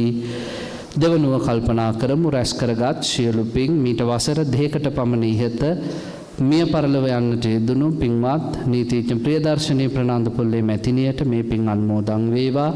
එතුමියගේ දෙමව්පියන් සොහොයුරා ඇතුළු සියලු මිය පරලොව ගිය ඥාතීන්ට මේ පින් අනුමෝදන් වේවා. අපේ පින්වත් නිශේන්ද්‍ර ඒකනායක මැතිතුමන්ගේ දෙමව්පියන් සහ සොහොයුරිය ඇතුළු මිය පරලොව ගිය සිරු ඥාතීත මිත්‍රාදීන්ට මේ පින් අනුමෝදන් වේවා. ඒ පවුල් දෙක නමින් මිය පරලොව ගිය සිරු දෙනාටත් විශේෂයෙන් අද බණ අහපු ඔබ නමින් මිය පරලොව ගිය සිරු ඇත්තන්ටත් මේ පින් ඇසේවා දැනේවා. පින් දැක සතුටු වේවා. අනුමෝදන්ව සතුටු වේවා. දුකින් අත මිදේවා. සැප ලබා ගනීවා. නුදුරු භවයකම අමා මහ නිවනින් සැනසෙත්වා කියලා සාදු කියලා පින් දෙන්න. අර අපේ කවුරු හරි අම්මා කෙනෙක් කයියෙන් සාදු කියනවා. මට ඒකටත් පොඩි දෙයක් කියන්න හිතෙනවා. නොකිය ගියොත් හොඳ නැහැ. නේද? අද ගොඩක් අයට සාදු කියන්න කිව්වහම බඩ ලෙඩක් ඇඳ ඉල්ලනවා වගේ. නේ සාදු. හාමුදුරුවෝ කියන නැවත වාරයක් සාදු කියන්නකෝ. සාදු කියනවා. නේ? ආයි කියන්නකෝ. සාදු. කට ඇරලා සාදු කියන්න ඕනේ. මනෝරත පූරණී කියන බණ පොතේ කියන සම්බුද්ධ දේශනා කාලේ සාදු සාදු උති භාසතු මුකතෝ නිබ්බන්තති ගන්ධේ උප්පලංච යතෝදකේ. බුදුබණ ඇහෙන වෙලාවට කට ඇරලා සාදු කියනවනම් කවදාවත් සසරේ ගඳ ගහන කටක් හම්බ වෙන්නේ නැහැ කියලා. උත්පලංච යතෝදකේ නිල් මහ නිල් මලක් වගේ කටක්. ඇයි? මල් අතර තියෙන ලස්සන මලක්නේ නිල්මා නිල් මල්. බලන්නකො පෙති ටිකේ පිළිවෙල, රේණු ටිකේ පිළිවෙල සුවඳ කොහෙවත් නැහැ නිල්මා නිල් මලේ තියෙන සුවඳ. පිළිවෙලයි. එහෙම තමයි ලස්සන තොල් දෙකක්, දිවක්, ලස්සන දත් ටික, ලස්සන මුඛය. සමහරුන්ට ලං වෙලා කතා කරන්න බෑ. යටි බඩේ ඉතලා ගඳ එනවා. සිග්නල් සුපිරි කි මොනවා දාලා මැද්දත් ඒ ගඳ යවන්න බෑ. ධර්මයට ද්වේෂ කරපුවා, බැන බැන හිටපුවා. බනනේ සද්ධර්මයේ අනුමත කරන්න. ඒ නිසා හයියෙන් සාදුකාර දෙන්න හොඳයි. අම්මා ලස්සනට නමස්කාරය කිව්වා. මං අහගෙන නමස්කාරය කියන්න කිව්වා. මේ 1000ක් විතර ඉන්න තැන 10ෙම කටවල් යටපත් කරලා එයාගේ කටහඬ මතු කළා. කොච්චර හොඳද නේද? නමස්කාර පාඨය කිව්වා. අපි ගොඩක් තැන් වලට ගිහලා පින්වතුනි නමස්කාරය කියන්නේ බිම් බලා ගන්නවා මීමැස්ස ගුමු ගුමු ගන්නවා වගේ උන් මොනවා කියනවද අපි දන්නේ. ඔලුව උස්සපු ගමන් අපි හිතන ඉවර ඇති. අපි බුද්ධං සරණං ගච්ඡාමි කියන. හැබැයි මතක තියාගන්න ලෝකෙ හිටියයි කියලා ඔප්පු කරපු පුරාවිද්‍යා සාක්ෂි තියෙන, ලිඛිත සාක්ෂි තියෙන ඒ භාග්‍යවත් අරහත් බුදුහාමුදුරන්ට නමස්කාර වේවා කියන්න අපි බයයි. හැබැයි ලෝකෙ හිටියද කියලා දන්නේත් නැති, කළුදු සුදු කියලාත් නැති, රූපෙකුත් නැති සමහරු ශ්‍රේෂ්ඨයි කියලා ලවුඩ් ස්පීකර් දාලා කෑ ගහනවා දවසට 10 පාරක් විතර. උන් බය නැහැ, අපි බයයි. ඒ නිසා සිංහල බෞද්ධයෝ මතක තියාගන්න මේවට බය වෙන්න එපා. සාදුකාර දෙන්නේ ධර්මයට. උපාසකම්මලා ඌවට බැරි වුණාට සංගීතයට ගියාම ස්ටේජ් එක උඩ නම් ගායකයා කියනවා නංගිලා මල්ලිලා දෙන්න උස්සලා හුවා. යටි ගිරියෙන් කෑ ගහනවා බඩත් අල්ලගෙන. සාදුකාර දෙන්නයි බැරි. වයසක ගෑනුත් ඌ කියනවා මම දැකලා තියෙනවා. නේ? ඔය බස් වල යද්දී අපේ සීට් එකට උඩින්නේ අර සංගීත දාලා තියෙන. යටි බෙල්ල මිරිකලගේ කෑ ගහද්දී අපිත් බලනවා. ඉතින් බය වෙලා උඩ බලපුවම මෙන්න කෑ ගහනවා. ගායකයා හූ කියන්න කියලා ගෑනුන්ට පිළිබින්න. ඒ නිසා ධර්මයට අනුගත වෙන්න. ඒක වෙලන් දැන්වීමක් අර අම්මගේ සාදුකාරය දැකලා. ඒ නිසා හොඳයි. අවසාන වශයෙන් රැස් කරගත් සියලු පින් අනුමෝදන් කරන අපේ විහාරාධිපති නායක හාමුදුරන් වහන්සේට උන්වහන්සේ බොහොම ලස්සනට විහාරස්ථානයේ දිනු පවුණු කරමින් වැඩ ඉන්නවා. නිසේන්ද්‍ර මහත්තයා කිව්වේ පොඩි පන්සල කියලා. මේක පොඩි නෑ. මේවට පොඩි කියනවා නම් මං ඉන්නේ වට කියන්න ඕනේ සුද්‍ර පන්සල් කියලා. නේද? මේක මහා පන්සලක්. අබේසේකරාවාම මහා විහාරාධිපති අපේ ගෞරවනීය මලියදේව නායක ස්වාමීන්ද්‍රයන් වහන්සේටත් පණ්ඩිත හාමුදුරන් වහන්සේලාට පොඩි හාමුදුරන් වහන්සේලාට මේ පින් අනුමෝදන් වේවා. සියලු මහා සංඝරත්නයටත් විශේෂයෙන් අපේ කල්යාණ හිත මිත්‍ර අපේ නීතිඥ නිශේන්ද්‍ර ඒකනායක මැතිතුමන්ට එතුමා ඇත්තටම කල්යාණ මිත්‍රේ. මං ඉතින් බණ කියනවා ලංකාව වටේම මාව බලන් දෙන්න මිනිස්සු අතර ඇත්තේ ඇඟිලි ගන්නටත් අඩුයි. ඒ අතරින් එක්කෙනෙක් නිශේන්ද්‍ර මහත්තයා. අනිත් අය එනවා හාමුදුරනේ අපේ බණක් තියෙනවා පොඩ්ඩක් බලන්නකො දිනපොත ඒකට. නිශේන්ද්‍ර මහත්තයා ඉතින් ආවම මං අහනයි නිකන් හාමුදුරු බල්ලයන්ට. නේද? එතුමා හාමුදුරන්ට බොහොම ආදරේ, සංඝයාට බොහොම ආදරේ. කල්යාණ මිත්‍රත්වයේ සංඝයාගේ අභිවෘද්ධිය ප්‍රාර්ථනා කරන කෙනෙක්. එසා අපි බොහොම හෘදයාංගම එතුමන්ට ආශිර්වාද කරනවා. නිදුක් නිරෝගී භාවය, චිරජීවනයේ දිගාසිරි සම්පත්ම සැලසේවා.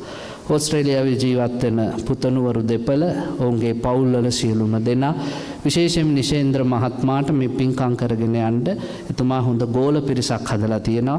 ඒ සියලුම දෙනාට එකසේ මේ පින් හේතු වේවා, වාසනාව වේවා. මේ හැම දෙනාම මේ පින්කම සාර්ථක කරගන්නට මහන්සි වුණා. ඒ හැම දෙනාටම අපි ආශිර්වාද කරනවා. අද මේ පින්කමට ආවගිය දැකබලා සතුටුණු වචනයකින් උදව් උපකාර කරපු අත දුන්න හිත දුන්න හැම දෙනාටම එකසේ මේ පින් අත් වේවා. ඇහෙන තෙක් මානෙ ඉඳගෙන මේ බණ ශ්‍රවණය කළ හැම දෙනාටම මේ පින් අත් වේවා. ඔබ සැම නිදුක් වේවා, නිරෝග වේවා, සුවපත් වේවා. කායික වේදනා, මානසික පීඩා දුරු වේවා. කරන කියන කටයුතු සඵල වේවා. මෙලව පරලොව ජීවිතය යහපත් වේවා. අවසන් උතුම් නිවන් සම්පත් පිණිසම මෙපින හේතු වේවා, වාසනාව වේවා, පාරමිතාවක්ම වේවා කියලා සාදු කියලා ප්‍රාර්ථනා කරමු. හොඳයි, අවසාන වශයෙන් මේ විදිහට කියන්න. රැස් කරනා පින එයි පසු පස්සේ සැපසලසන්නට හැමතිස්සේ මේ රැස් කරනා පින් එනවාමයි යන යන ගමනේ පසු පස්සේ සීල සමාහිත නුවණ වැඩිගෙන නිවනට යන මඟ වැටහෙවා දහම කියා දෙන කලන මිතුරු හැම නිරතුරු ඇසුරට පත්වේවා ශෝක කෙලෙස් නැති සීත නිවන් ඇති සදහම් මග මට සිහිවේවා රාග විරාගිත ඥාන ප්‍රභාවිත අමා නිවන් සුව සැලසේවා දෝත තබාහිස සාදු කියන්ටයි සීත නිවන් සැප මට ලැබ ගන්ටයි සෑම දිනම බුදු ගුණ සිහිවන්ටයි සාදු සාදු මම නිවන් දකින්ටයි සාදු සාදු සාදු අභිවාදන ශීලිස නිච්ඡං වද්ධාපචායිනෝ චත්තාරෝ ධම්මා වඩ්ඩන්ති ආයුවන්නෝ සුඛං බලං ආයුරාරෝග්‍ය සම්පatti සග්ග සම්පatti මේවච අතෝ නිබ්බාන සම්පatti ඉමිනාතේ සමිච්ඡතු අනන්ත තෙරුවන් ගුණ බෙලෙන් සියලු දෙනාටම යහපතක්ම වේවා